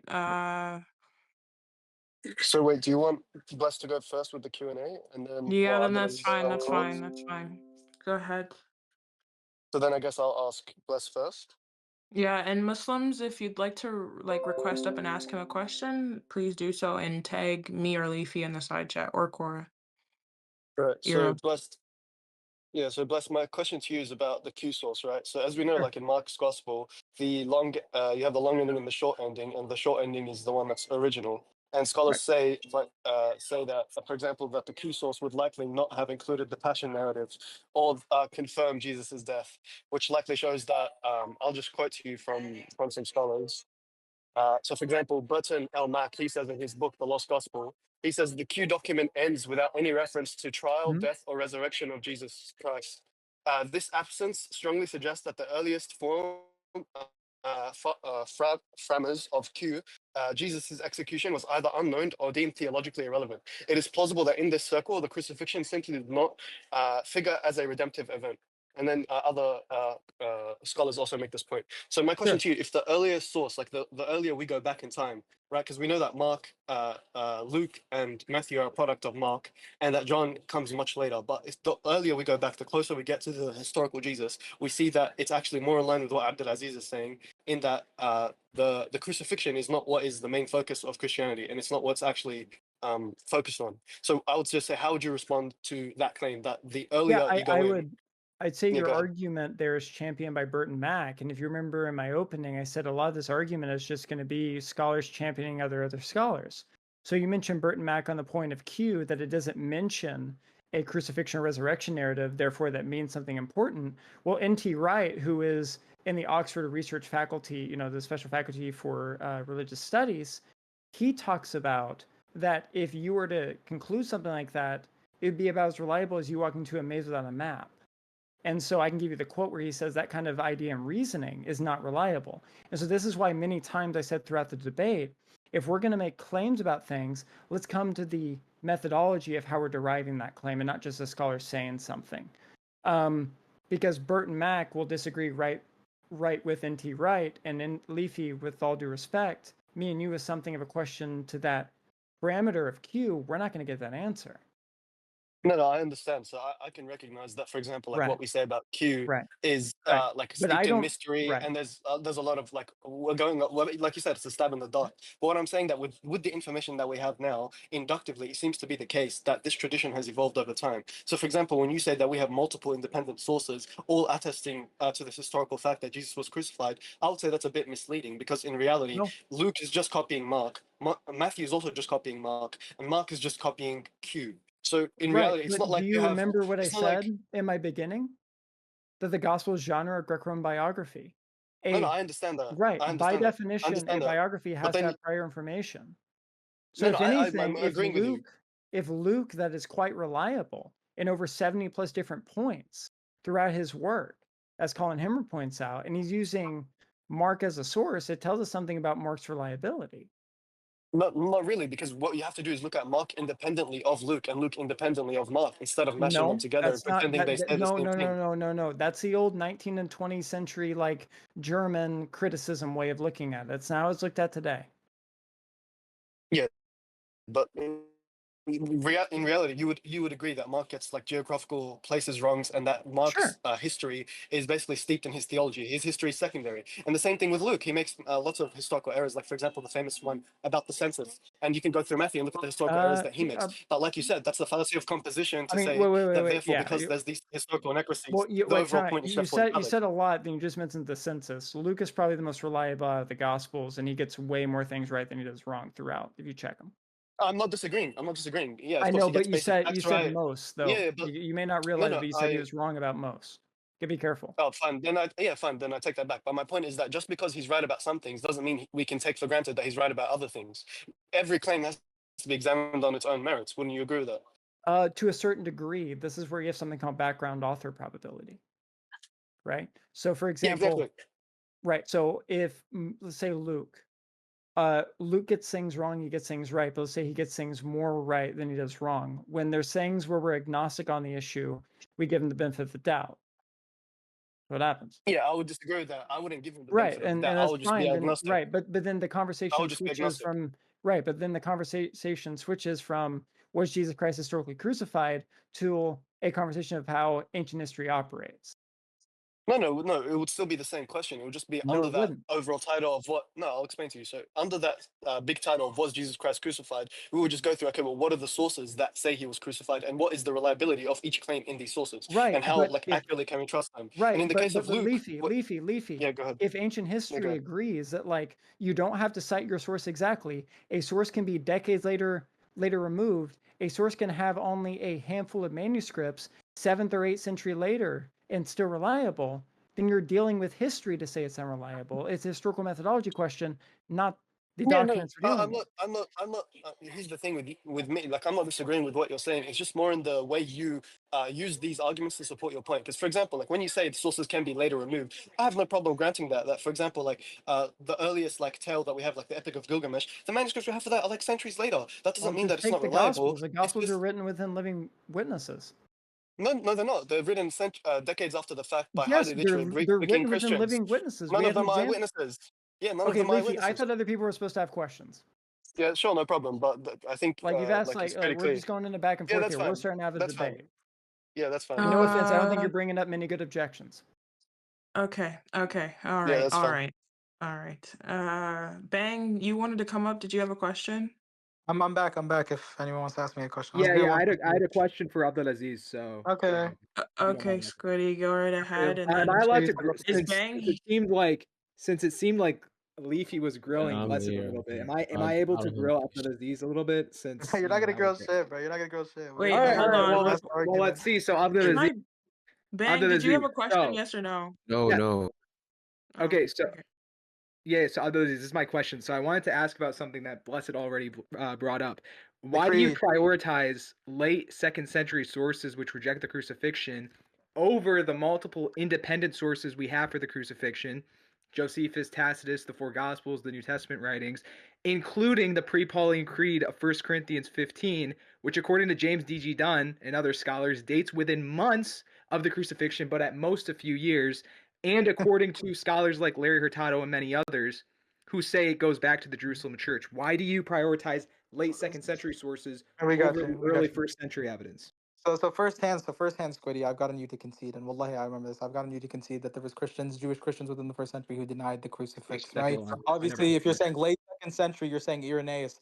Bro, we've debated this 4 times. Ignatius' congregation is dealing with Jewish Christians who Blessed rejected the already death of showed you, and I've Jesus. showed you Okay, multiple it times would have that been 2nd century. what did Blessed address? Blessed didn't address shit. Okay, so let me continue No, completely I did. folding You you just didn't on this hear. idea. No, Bless, Bless, this just let him. isn't you. This isn't you, Bless. Just This go on isn't mute, you. bro. This isn't you. Just He's go back to asking you painting your questions. nails. Well, Go don't let back to him talk painting your about me. nails.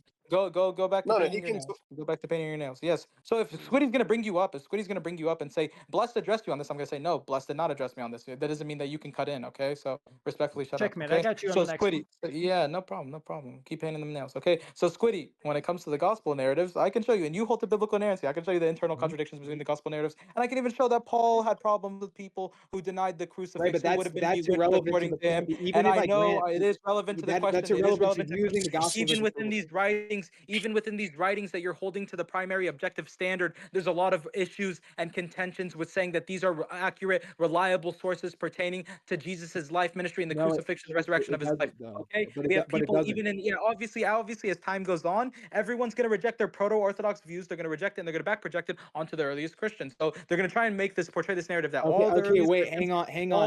So all but you made the claim that okay, the gospels contain yeah, yeah. But do unreliable. I have scholarship? So wait, real quick to attack the creed. Do I have scholarship that says that the earliest Jewish Christians did not take a soteriological interpretation of the Jesus being crucified on the cross, and this is more of the Paul's Hellenistic ways Well, where he formulates his creed? if a And source even does then, I can say this creed. The scholars are going to say, yeah, that Paul mentions this creed, but they're not going to say where Paul got it from. They're not going to say who Paul got it from. They're not going to say anyone else was They reiterating. don't need to know the exact details and they're to not going know to say that it goes back to the Jerusalem church. Guys, just I in the can interest of moderation, just in the I was interest gonna of let it moderation, hit. Squiddy, I was. Squiddy, you can ask a question and Abdulaziz can answer however he wants, but we're just this he's back and forth asking is real not quick, going to be yeah, appropriate. like, And I was look, gonna wait, Squiddy. To be fair to you, because there was a back and forth that I allowed between Blessed and Leafy, I was gonna let it hit till 9. So yeah, beautiful. Okay, Okay, so I'll that's just fine. okay, Squiddy, fine. you I'll mentioned Tacitus, Josephus, Marabar Serpion, Thales, and Suetonius, and all these guys. I already eliminated all these guys. Christian scholarship eliminates all these guys. Christian apologists eliminate these guys like Michael Licona. Okay, I already went over this. We already went over the numerous problems and issues with saying that these are primary sources pertaining to the life and ministry of Jesus and the death and the death and or resurrection. If you're taking Josephus's quote unquote authentic writings, which is an interpolation, you have to appeal to interpolated writings to That's try all, and prove again, your narrative. scholars That's don't hilarious. believe, I've you have to I've prove that you exposed see you these on this multiple times, Abdulaziz. so it wouldn't wait. Bro, I'm dealing with your claim. So you're saying I'm rejecting all these things. I'm telling you why I rejected all these. You're gish Okay? galloping though. You're making like a bunch of claims. okay. Again, I'm not here for a back and forth. I gave it to you guys. Would you like to give the question and then have him? Give me 20 All right, seconds. I'll just ask this, and then Abdulaziz can respond briefly. But he keeps like yapping. So I'm just gonna ask. Okay, Abdulaziz. Bro, you're the king of yapping. Please, come on, let's see. He literally just keeps talking. I'm not even allowed to ask. Okay, so Abdulaziz. Squiddy, you're gonna shut up right now, okay? You asked me about Suetonius, you asked me about Josephus and Tacitus. You asked me about Paul's writings, and you asked me about the Gospels. You asked me about these 4 things. When I started addressing these one by one, you say, "Oh, you're gish galloping." I said, "I already have scholarship that rejects the sociological interpretation that these early Christians would have had from deriving from the cross. That goes and combats your idea of this creed that scholars laugh at if you say it's a couple months after. They say most likely it was James D.G. Dunn. James D.G. Dunn says it. So. Okay, Squiddy, this isn't a back and forth. Okay, but why is he just he's not even answering anything. I'm answering, dumbass. I'm showing you why I don't trust it. Why I don't. Please refrain from that language. Come on, Abdulaziz, bro. okay? My bad. Okay. Dummy. Is there? Wait. Okay. Servant went down. That's fine. Is there a Muslim that had a question for Blessed? I don't think so. Oh wait, yes there was. Hold on. Penguin, if you're here, can you restate your question in side chat? If you're not here, then my bad. Let me call upon someone. After that, let's get Schizoid up here. If he wants He to does. ask. He's not. Okay. Sure. Yeah, so I can appeal to Schizoid. I want to hear him cook. And Bless, He at least has to like done live yet, let Abdulaziz. If Bless wants to pinpoint, Okay, here we go. ask me a question. That's perfectly fine. Why is Squiddy still muted? He's not. Oh wait, he Yes, is. he is. There you go. Okay, thank you so much for meeting me. No problem. You want to paint your nails with your boyfriend over here, Bless? Yeah, I mean, it's still a better argument than you can come up with. Okay, yeah. Like, why are you deifying me, bro? Why are you calling me a god? Guys, we don't need this, guys. This is not like relevant. There's Mugli, he has a question for Christians. Yeah, Hazard do you has want me a to bring him question up? actually for That's a question. Yeah, but he hasn't requested to come up. Has his hand up. Let me bring him up. But I just answered a question, so let's do one for Blessed, and then we can do one for me as well. But there are no Muslims requesting. But Is Abdullah? Yes, Schizoid, do you want to come and make a oh point? wait, okay. Penguin has a question. Which prophets? Wait, what? Yeah, because I basically make sure it's pertaining to the I'm not crucifixion. answering that. I'm not asking Make that sure question. make sure it's pertaining to the crucifixion. Make sure it's like on time. I'm not. Yeah. Make sure it pertains to the crucifixion. Something that Abdul Aziz couldn't do half the time. I did during our like debate. the entirety of it. Everything was related to crucifixion. Let's please don't just like get into meta, bro. Just like No, Leafy, stick he to the doesn't point. get to make sly remarks to me during the entire debate and even on the Q&A. Wait, talking you about did as me. well. You Wait, did you did as well. you did from the very beginning. No, guys, stop. Court.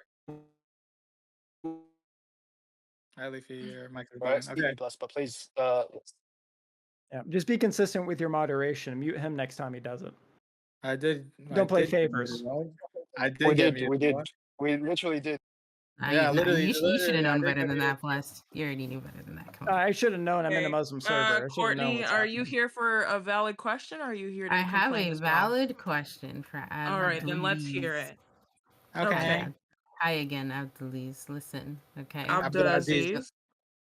Whatever. Anyways, Well, point then is, would you like us to call you Bortney? Because then that's yeah, disrespectful. that works. Either way. Oh, yeah, type Anyways, stuff. Okay, yeah. anyways, either way.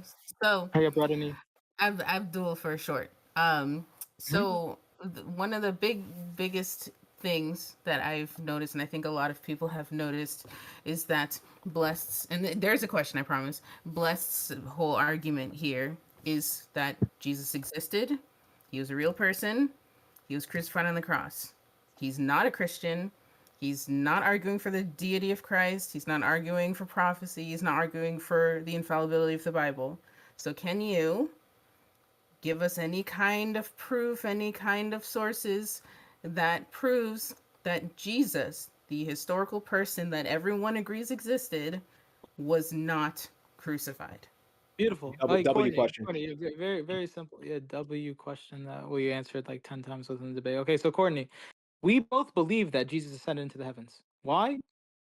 Because we go by our books and we go by attestation within the first century. We have attestation that Jesus did miracles. We have attestation that Jesus cured the blind. We have attestation that Jesus raised the dead. We have attestation that Jesus rose to the heavens, right? Whether it's before his death or after his quote unquote death, that's what's in conjecture. That's what we're arguing. That's what we're debating. So when we have Christians, all galore, a plethora of different Christian groups who all trace themselves back to Christ, who all supposedly claim apostolic succession, right? Even from their side, from what they're going to appeal to, right? Who all say different things pertaining to what actually happened on that cross, what actually happened that day, pertaining to who died. Maybe it was Simon of Cyrene, maybe it was Judas of Iscariot, maybe it was Jesus of Barabbas, maybe it was Jesus only appeared to have suffered and it was an illusionary nature. Maybe it was some sort of spiritual or angelic figure, and the Docetists believed that he was that he had no human body, that he couldn't deal with this crucifix, that he couldn't go through any bodily harm. Right? This is what we have. We have conjecture galore. The Quran says that there was conjecture. The Quran says that they were following dhan, conjecture. I have a better hearsay, question. that people I think, denied the I death. think You're not gonna ask 2 questions. I'm sorry, Ritney.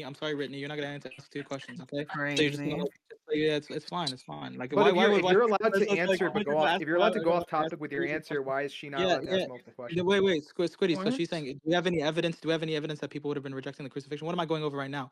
Different groups that did believe different things Not pertaining evidence to in the first century. and that denied it, and rejecting that the proves the Quranic crucifixion. narrative. That proves the Quranic narrative that people had conjecture pertaining to the crucifixion. So Squiddy, like just because you don't like the answer because it utterly refutes them doesn't mean you have to like meet right. Okay, so just shut up now and like know your place, bro. Okay, so anyone else? Many groups denying the crucifix, denying the death of Jesus, agreeing with the Quran that he only appeared to have suffered. That's my reasoning for why I can say that it's historically justified to say that Jesus did not die and that he only appeared to have suffered. Christians were saying in the first century. Yeah, that's you meat writing. That's you gobbling up blessed. I wish I could live the way you do, You're doing living too with a much. lie. Seth. Yeah. Yeah, I have a question.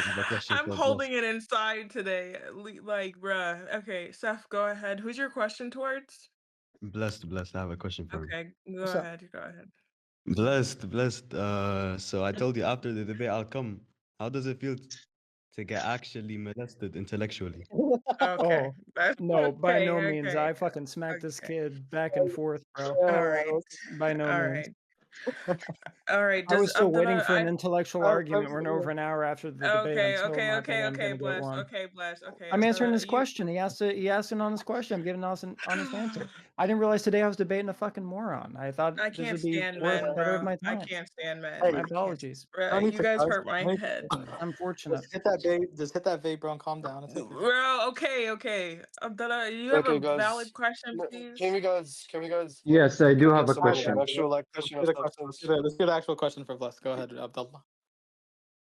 It's for the I love Christians, how I anyways. keep getting muted, even though I, Abdulaziz keeps talking as well. What? so, anyways, I don't care who answers my question, but I have two questions. Am I allowed to ask two questions or just one? That's fine, Please, actually. brother, But if you have like, just if you have a question towards me or towards Bless, then you can like just tell me. You saying it's to anyone? It's any Christian.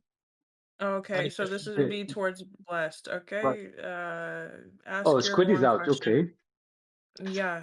So, And it's one question, please, because we've stuck to that yes. for others. Yes. Okay. So, what is first of all, just to know if my question is valid towards you, who's Paul to you? What do you believe he is? Is he an apostle or what? This has nothing to do with the conversation of Jesus' crucifixion, boss. He is Yeah, one of the first. He's the first person to record kind. Jesus. Yeah, kind of. Yeah. Abdulaziz, let him answer. Let him answer.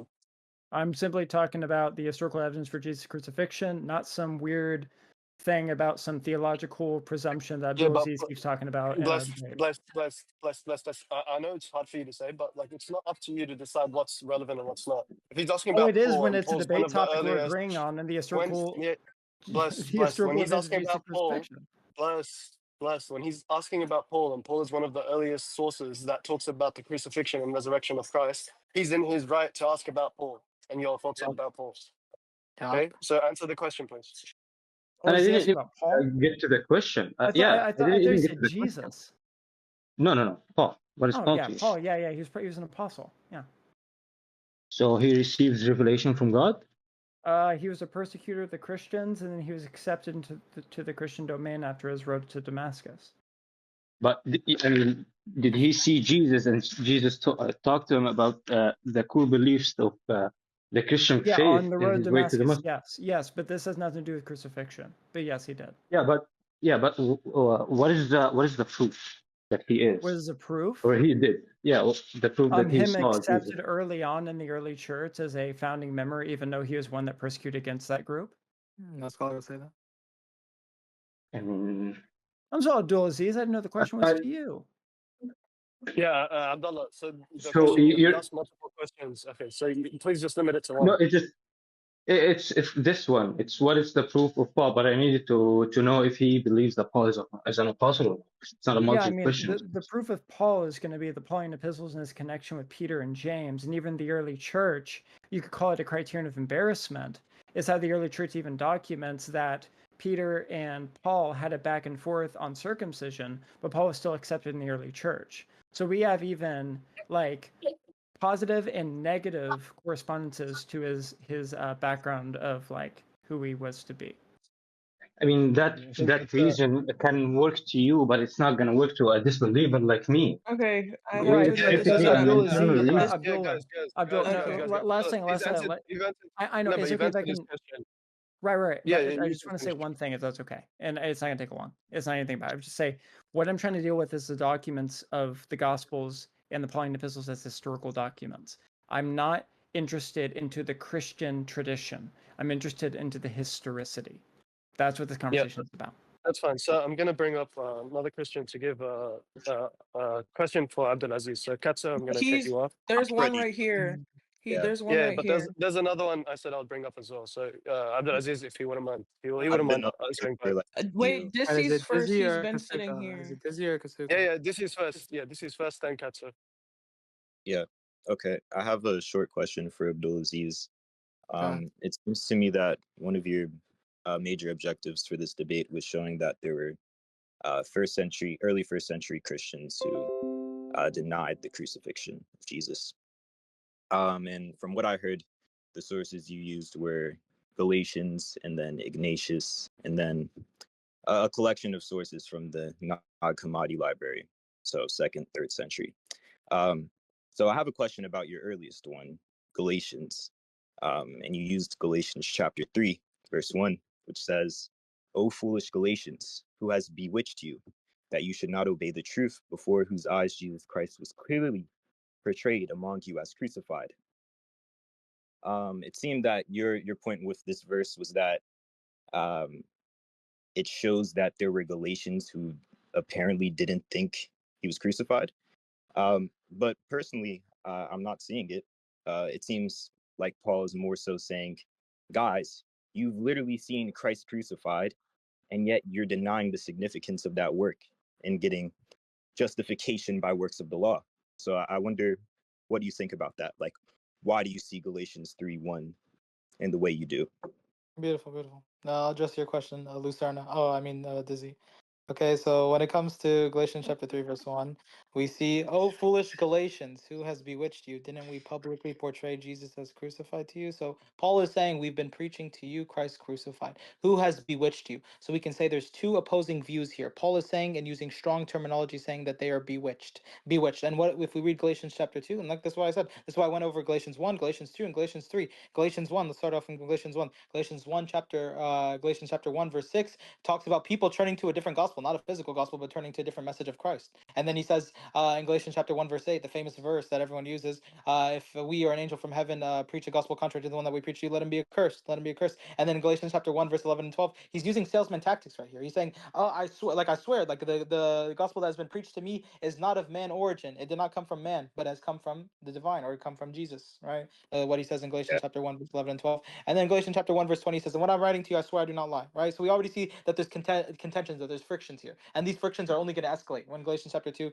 he's talking about people who are keeping up the works of the law, right? We know there's people keeping up the works of the law. Why were they keeping up the works of the law? Because either they didn't believe in a soteriological interpretation of the cross, or either they didn't believe in the crucifixion itself. They didn't Well, believe yeah, Jesus was, yeah, they yeah. didn't believe Jesus died, and they didn't believe, and what we know damn well that these early Christians did not believe in Pauline's, this Paul verse from the Jewish Christian side, from James's congregation. We know they did not believe that the Christ redeemed us from the curse of law by becoming a curse for us. Curses everyone who's hung on a pole. Galatians chapter 3, verse 13, where he's trying to hammer home the statement and trying to say, hey, Jesus was hammered to the cross, and so was the law hammered to the cross, and now anyone who rejects this, they're bewitched. So we can see two ways, right? Two ways of interpreting this. Either you can say that they undermined or downplayed. You can say it like this: they either undermined, downplayed, or completely outright rejected the crucifixion. I think it's very clear that him using the strong terminology, and from the congregations that come later on from the Jewish Christians denying Jesus' death, that we can say, yes, it's very plausible that these people denied the crucifixion of Jesus Christ. And this is what NIV Faith Study Bible says. Right here, NIV Faith Study Bible, I'm going to read: Jesus other than the one that we Yeah, preach. we watched the debate, so Yeah, I yeah. picked. I could just read this. I could just read this, so I can show you like my Yeah, interpretation isn't just coming out of my behind, but it's actually a valid interpretation that scholars bring. This is and the NIV NIV Faith Study Bible is Bible. not a reliable It's, source for like anything well, scholarly. for who? For who? For who? I like it's not a scholarly source, so I don't really care. Yeah, But notice so you. is there scholars who worked on NIV Faith Study Bible, or did it just drop down from the heavens? I'm sorry. But Is this is this a question or is this a interrogation? Yeah. What's going on here, Yeah, moderators? so yeah, so yeah, he's so saying he's going to this year I reject my think source. Yeah, so. like This what? year I think your question's been answered satisfactorily. You can go back down to the audience. I think next question is for Blessed. I think Abdo, did you have a question, or did someone else have a Go ahead, question for Abdul. Go Blessed? ahead. I think Abdul might Yeah. have had a Then question. after that we'll Yes, do yes, I have a Pastor. question. Hello, bless. Walaikum salam. Alaikum salam. Assalamu alaikum wa barakatuh. So, bless, I just wanted to further on Abdulaziz's point about like the crucifixion and the dying, saving man God idea being some kind of pagan idea that was introduced to Jewish people, right? And I wanted to talk about one of those ideas being acceptable of eating idol meat, and also if you would allow this extra, because I'm really giving you questions. People at the time of Jesus, seeing him say, "Eat my flesh," just like Dionysus says, "Eat my flesh" as well, right? Eating raw bull, and that is in 2nd Maccabees 6:7. It talks about that, and it name drops Dionysus, and the Jews were being forced. So people at that time actually apostated because they heard him talk about eating his flesh, feeding on him. His flesh is real food. So I wanted to get your thoughts on that. Like Paul introducing idol meat, right? And that would be something like that would be connected to the crucifixion, as the crucifixion, the dying saving man God, is an idea How's that? Because of. again, I'm I just furthering. mentioned this is Yeah. historical. We're talking about Yeah. if a guy was crucified named Jesus from Nazareth was a small Yeah. group of Christians. We're not talking about anything of theological implications here in Yeah, this but debate. so this idea of the crucifixion, dying saving man God, basically Abdulaziz was pointing out that this is a invention by Paul, right? He's trying to assert that, right? And I wanted to further on that, and Paul is very familiar with pagan poets, as I'm you all sorry, know, right? friend, but you're not bringing anything up with the crucifixion. Okay. Bring up something with the crucifixion. This is a conversation the crucifixion about is the invented by historical Paul. crucifixion of This is an Jesus. assertion. Right, like you're bringing up something about theological. I don't know why you and Abdulaziz and others are wrapped up in the theological. So you're not going to defend or try to I'm debunk the defending idea is that the Jesus Christ crucifixion is crucified. invented What is by the Paul. best historical hypothesis? That was the debate. You're not going to defend it. You're not going to defend the idea that the crucifixion. I'm giving you evidence why it is, and you're not going to debunk it. None of that. No, I got to deal with it. You're not dealing with the crucifixion. You're talking about something to do with Paul and having to do when it comes to eating the body and the flesh, which is obviously like an early Christian ideal. But that would just something being component on top of a crucifixion. We're talking about the event itself. No, I can. Okay. Those are two different things. Okay, so basically, Paul is introducing pagan ideas to Jewish people. One of them is crucifixion. I'm giving more evidence to show that he introduced even more. And I'll even wait. Are you arguing that Paul introduced these ideas to show Jesus' crucifixion? I'm trying to show that this is one of the ideas that he introduced, as he introduced many ideas, like eating idol meat, right? It's acceptable to eat other people's gods' idol meat. This is not acceptable in Judaism, but it's acceptable in polytheism, right? He says it's your liberty if you're strong in faith in 1 Corinthians 8:7-9, right? This is an idea that he's introducing, right? And I'll give you one more, right? What does this have to do with the crucifixion?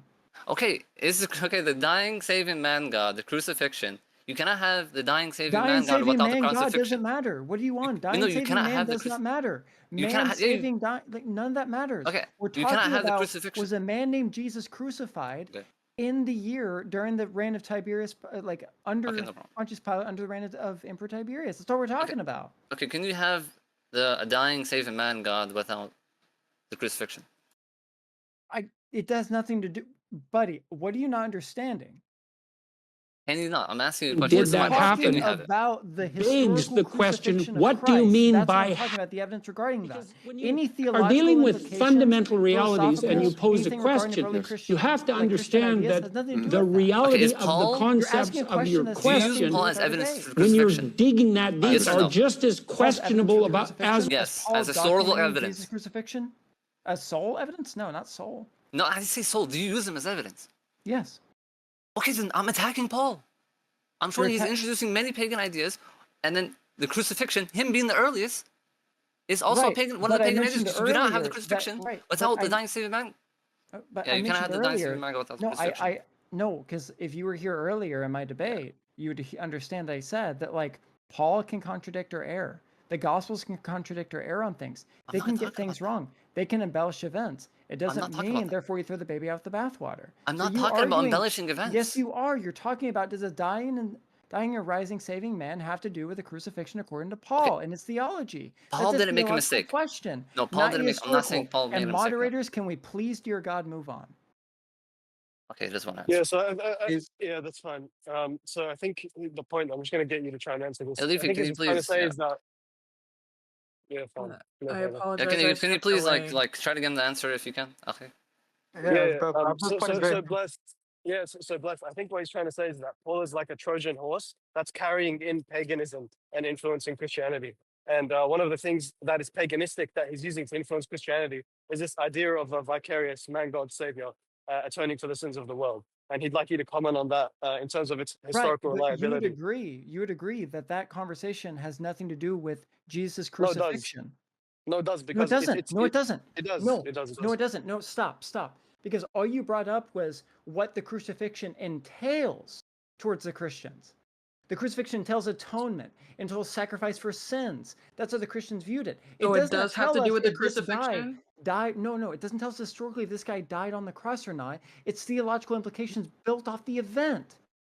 No, it It's actually a does. different Because conversation. How can? no, Come on. Blessed. I'm gonna. Do you want me to All the right. same All right. conversation? Real quick. Because Yeah. Paul, But before we Blessed, continue, can I'm gonna. Squiddy be unmuted? Yeah, no problem. But I'm gonna Oh, explain to you how what's it called? It's the same like part of the same topic, right? Because Paul is one of your earliest sources regarding the crucifixion. He's earlier than Mark, and Mark is influenced by Paul, according to a lot of scholars. So if Paul is theologically driven by paganism, or he's being a Trojan horse for pagan ideals, which is what Brother Abdo is trying to explain to you, then obviously that's going to have an implication on the historical reliability of Paul in the first place, and by extension, Nope. the historical reliability of the Gospels. Nope. What do you mean? No. No, it does not. No, it does How not. not? I'll add Wait, one how thing, not? Leafy. If you can answer this one question, then I'll leave, right? No, it Can does you not do have that. the It's a science? theological You're gonna answer. composition to the event of a crucifixion. That's all you're I'll doing. leave you alone. I'll leave you alone. Just answer this one question. Can you have the dying and saving man God, right? Can you have that without the crucifixion? Without someone dying on a cross for someone's sins? Can you have that? Oh, without a crucifixion? Sure, because somebody could die in a pit. Okay, I'm not asking someone dying for You someone's just asked me a sins. question. Doesn't Somebody matter could about die the and like the rise. A cross. I'm dying talking and about the rising act man of death. God, if that would if that is in conflict with the particular Roman Act of procedure death. crucifixion, then they're not. The act of death. I'm saying the act of death. Someone dying for Well, of someone course, the else's act of sins. death is compiled for a resurrection, but we're not Okay, talking so about you a cannot have it, resurrection. right? Dude, Squiddy, can you Oh, see you want this to answer? BS going He on, doesn't want to dude? answer. Yeah. All right. All right. Okay, I'll leave. I'll leave. He doesn't want to answer my I question. don't think It's not. No, he's it's not gonna not that. answer. It's fine. No, I can answer it. All it is you're asking theological implications based off a historical event. And the historical didn't ask event that. we're debating. Yes, you're I didn't ask asking that. a dying. Yes, you are. I didn't ask But that. I Bless, said, I just explained. Bless, I can you just have explained that? to you how it's not. Okay. Bless, I just explained to you how it Okay. relates to the historical reliability of No, it Paul does as not. someone Nobody actor. come No, up you Yes, did it here. not. does. No, I That's just fine. That's showed you fine. it doesn't. Blessed, it's I fine. just showed you it does not. Yeah, and I just showed you that it does, right? So let's skip this question because clearly you don't want to answer, or you think you've answered it satisfactorily. So let's go to someone else. So the other Christian This is had gonna it. be You guys bring the. up Hey, Hazard. okay, bless. This is not. That's not like. That's Oh, not. and he can mute me because he doesn't like my answer. No. You But gave that's your answer. not. I let you give your answer. I'm You don't have muting to you show us because your you're still on the manicure. same point. You're on the same point, bro. Yeah. You're not on a different You. point, right? So No, I'm just you saying, guys let's keep move to a saying different. no.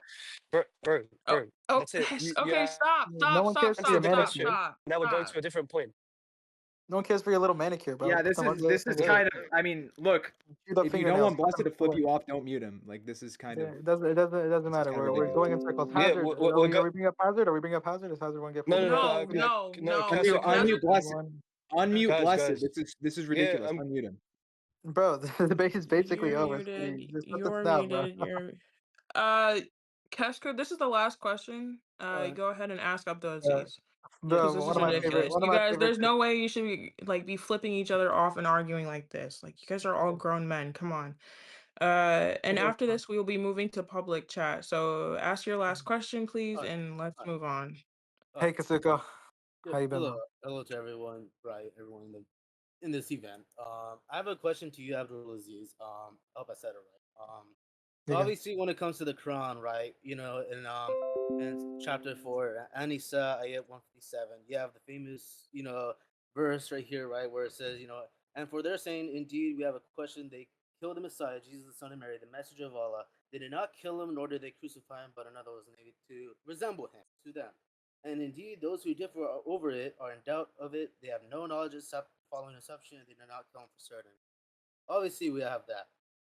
My question is, one, obviously, because this is Muhammad revealing to his audience, right, that this is what happened, right? Because this is divine, because he's revealing it to the people in Arabia. This was the divine revelation, right? So he's revealing it to that, this surah, this ayat, right? So if that follows, right, if that's the case, how do we see when we read this verse? Because right there, after what it says, they did not crucify him, they did not kill him, nor did they crucify him, but another was made to resemble them. And then this is the key passage right here, key statement. And indeed, those who differ over it are in doubt, and they have no knowledge of it except the following assumption. Okay, bro. How do they have the following assumption? I.e., how do they have the following assumption about the them about Jesus not actually dying on the cross, if this was revealed only to Muhammad's time during this 700, in the 6th century? How do they have knowledge of the assumption when it was only revealed, it was only known to Allah, right? Because even in Al Jalad, even Kathir, this wasn't even like, this was only known to the Allah. Yeah, so are you saying like the Mufassirin they take from like the Israeliyat? Are you basically making that point that some of the like Mufassirin, the people who do tafsir on the Quran, they might have taken from other oral traditions or other beliefs pertaining to early Christians? Is that your claim, or are you No, saying like no, no, not that. then why'd you mention Ibn Kathir and Why? Jalalain? Why? Because well, right here and they mentioned, at least this is what they said, right? Throughout their writings that at least Al Jalan, I hope I said it right. Al His Jalalain, I think. yeah, yeah, because when he's commenting on this, like on this verse, where like it was made to appear so to them, meaning that someone else was made to resemble him, and they killed that person instead, while thinking it was Jesus. Obviously, I understand there's multiple theories. Yeah, there's multiple interpretations. Yeah. But like right here after he says this matter was only known. This matter was known only to Allah, revealed in the Quran. So if that just begs the question for me, right? How do they know what Allah's knowledge have, even though it was revealed during the 6th century, but somehow they have knowledge of the following assumption, if it was revealed to them?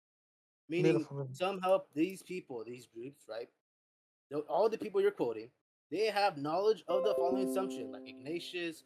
They have knowledge of what was revealed only to Allah. That's why in that verse in the Quran says, right, they have no knowledge of it except the following assumption. They did not kill him for certain. So let me understand his question. He's saying that Allah is saying in the Quran that they only follow conjecture, but yet you're quoting Irenaeus and Ignatius, and they're like somewhat certain in their beliefs of what happened. I Is understand. that I your understand. point? Yeah. Understand So his question. you guys Yeah. So understand? Abdulaziz, yeah, I think we understood your point. Abdulaziz, Beautiful. you can answer.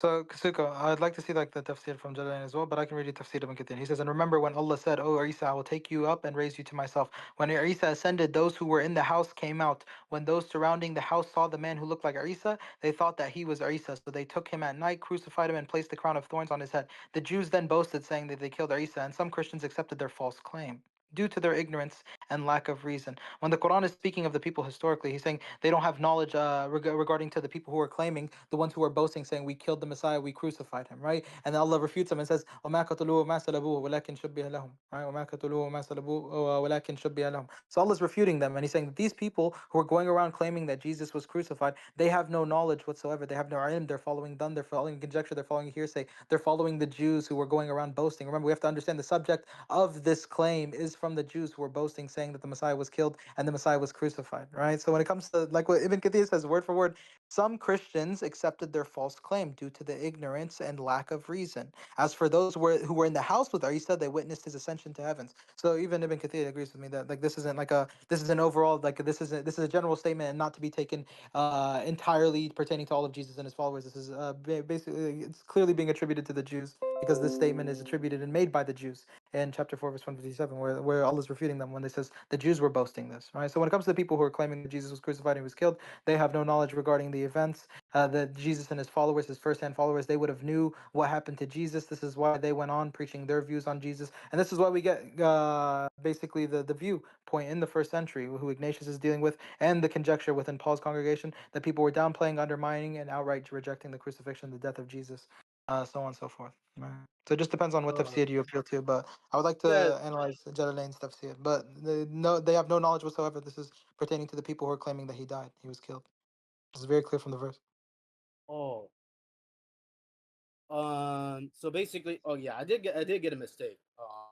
Obviously it was to the Jews, but like when the knowledge of obviously Ignatius, he writes, whether it's Josephus because of the phrases, whatever. So you're saying it's just basically the Jews right here, Yeah. the ones that are laughing. Yes, so the people I can make you like I can give you another parallel example. So Allah subhanahu wa ta'ala hypothetically if refuted the people who tried killing Abraham, the people they threw him in the fire, they thought he killed, they thought he died. He appeared to have suffered in front of them, right? But we know Ibrahim alayhi salam, we know he was saved. We know Allah made the fire cool and Ibrahim alayhi salam, Abraham was able to escape, right? So Abraham and his immediate followers would have known that he escaped from this, but the people who were laughing, the people who were boasting, the people who threw him in the fire because he destroyed their idols, they would have had no knowledge regarding what happened to Abraham, right? So same thing. Alright. I'll have to look more into it, You but should read yeah, the that, Tafsir ibn Kathir. Tafsir ibn Kathir, chapter 4, verse 157. I think like you can just go to Quran.com and go to the abridged version. Every single point that I made, I'll put it in the side chat if you'd like as well. The Tafsir where he says, yeah, I like think Jesus' immediate followers would have known that he was ascended into the heavens. yeah. yeah, So I think that concludes like the question yeah. that you asked and concludes this event. Esther.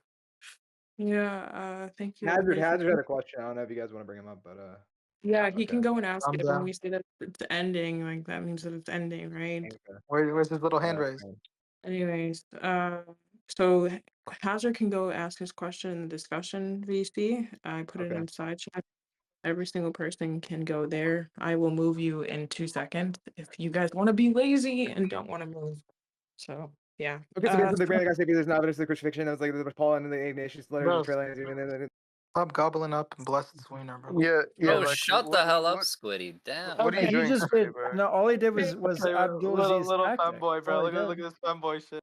Okay, yeah, you're gone. Yeah, he's just upset that he lost his debate. No, can somebody remove him too? I can't even remove You know, him. no, Khalito, real quick before you remove me, I like to say, Khalito, I Khalito? love. Or I what's your proper name? Just make sure. Huh? You can. He's asking what's your proper name. I'll do Like just leave them. All right. Thank you guys for attending this. Yeah. Thank you guys for attending this debate. Take care of yourselves. Wait, don't. Okay. Well, I guess I'm the only one here. You guys, please go to the one in the side chat. Go to VC and side chat while I move half of you. Please don't be lazy, you guys, because I haven't even logged into my Don't be PC lazy. yet. Alright, ask me for Okay. sources. Yeah, come on. Ask me for sources. I'll bring the sources. Or you can go to my TikTok or my YouTube. Go to side chat. Abdiz, why did you have to do that? Yeah, well, it's a glitch. No, your language isn't a glitch. Stop coming up here and go to there. This Squiddy is gobbling and hootering and hollering like, bro, like I'm gonna call it out for what it is. And like, bro, we have a guy like with nail polish who I debated. What the hell? That people said I was scared of. This is why you're going to. SJ is now the queen of the hill.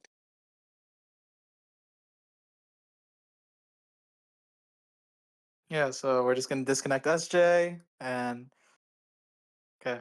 If anyone wants sources for anything that I said within the debate, come ask me about it and hit me up in my DMs. Hazard, go to discussion. Hazard, I'll cook you on any single point that you want. You dimwit. No, Okay, go to discussion VC. don't like. Come on, we actually have kids here trying to learn, and unless you're Yeah, gonna yeah. So someone glitched you like out of the VC. bruh. Okay, let's go to discussion. Let's go to discussion. Move to. Are you gonna help me move these people?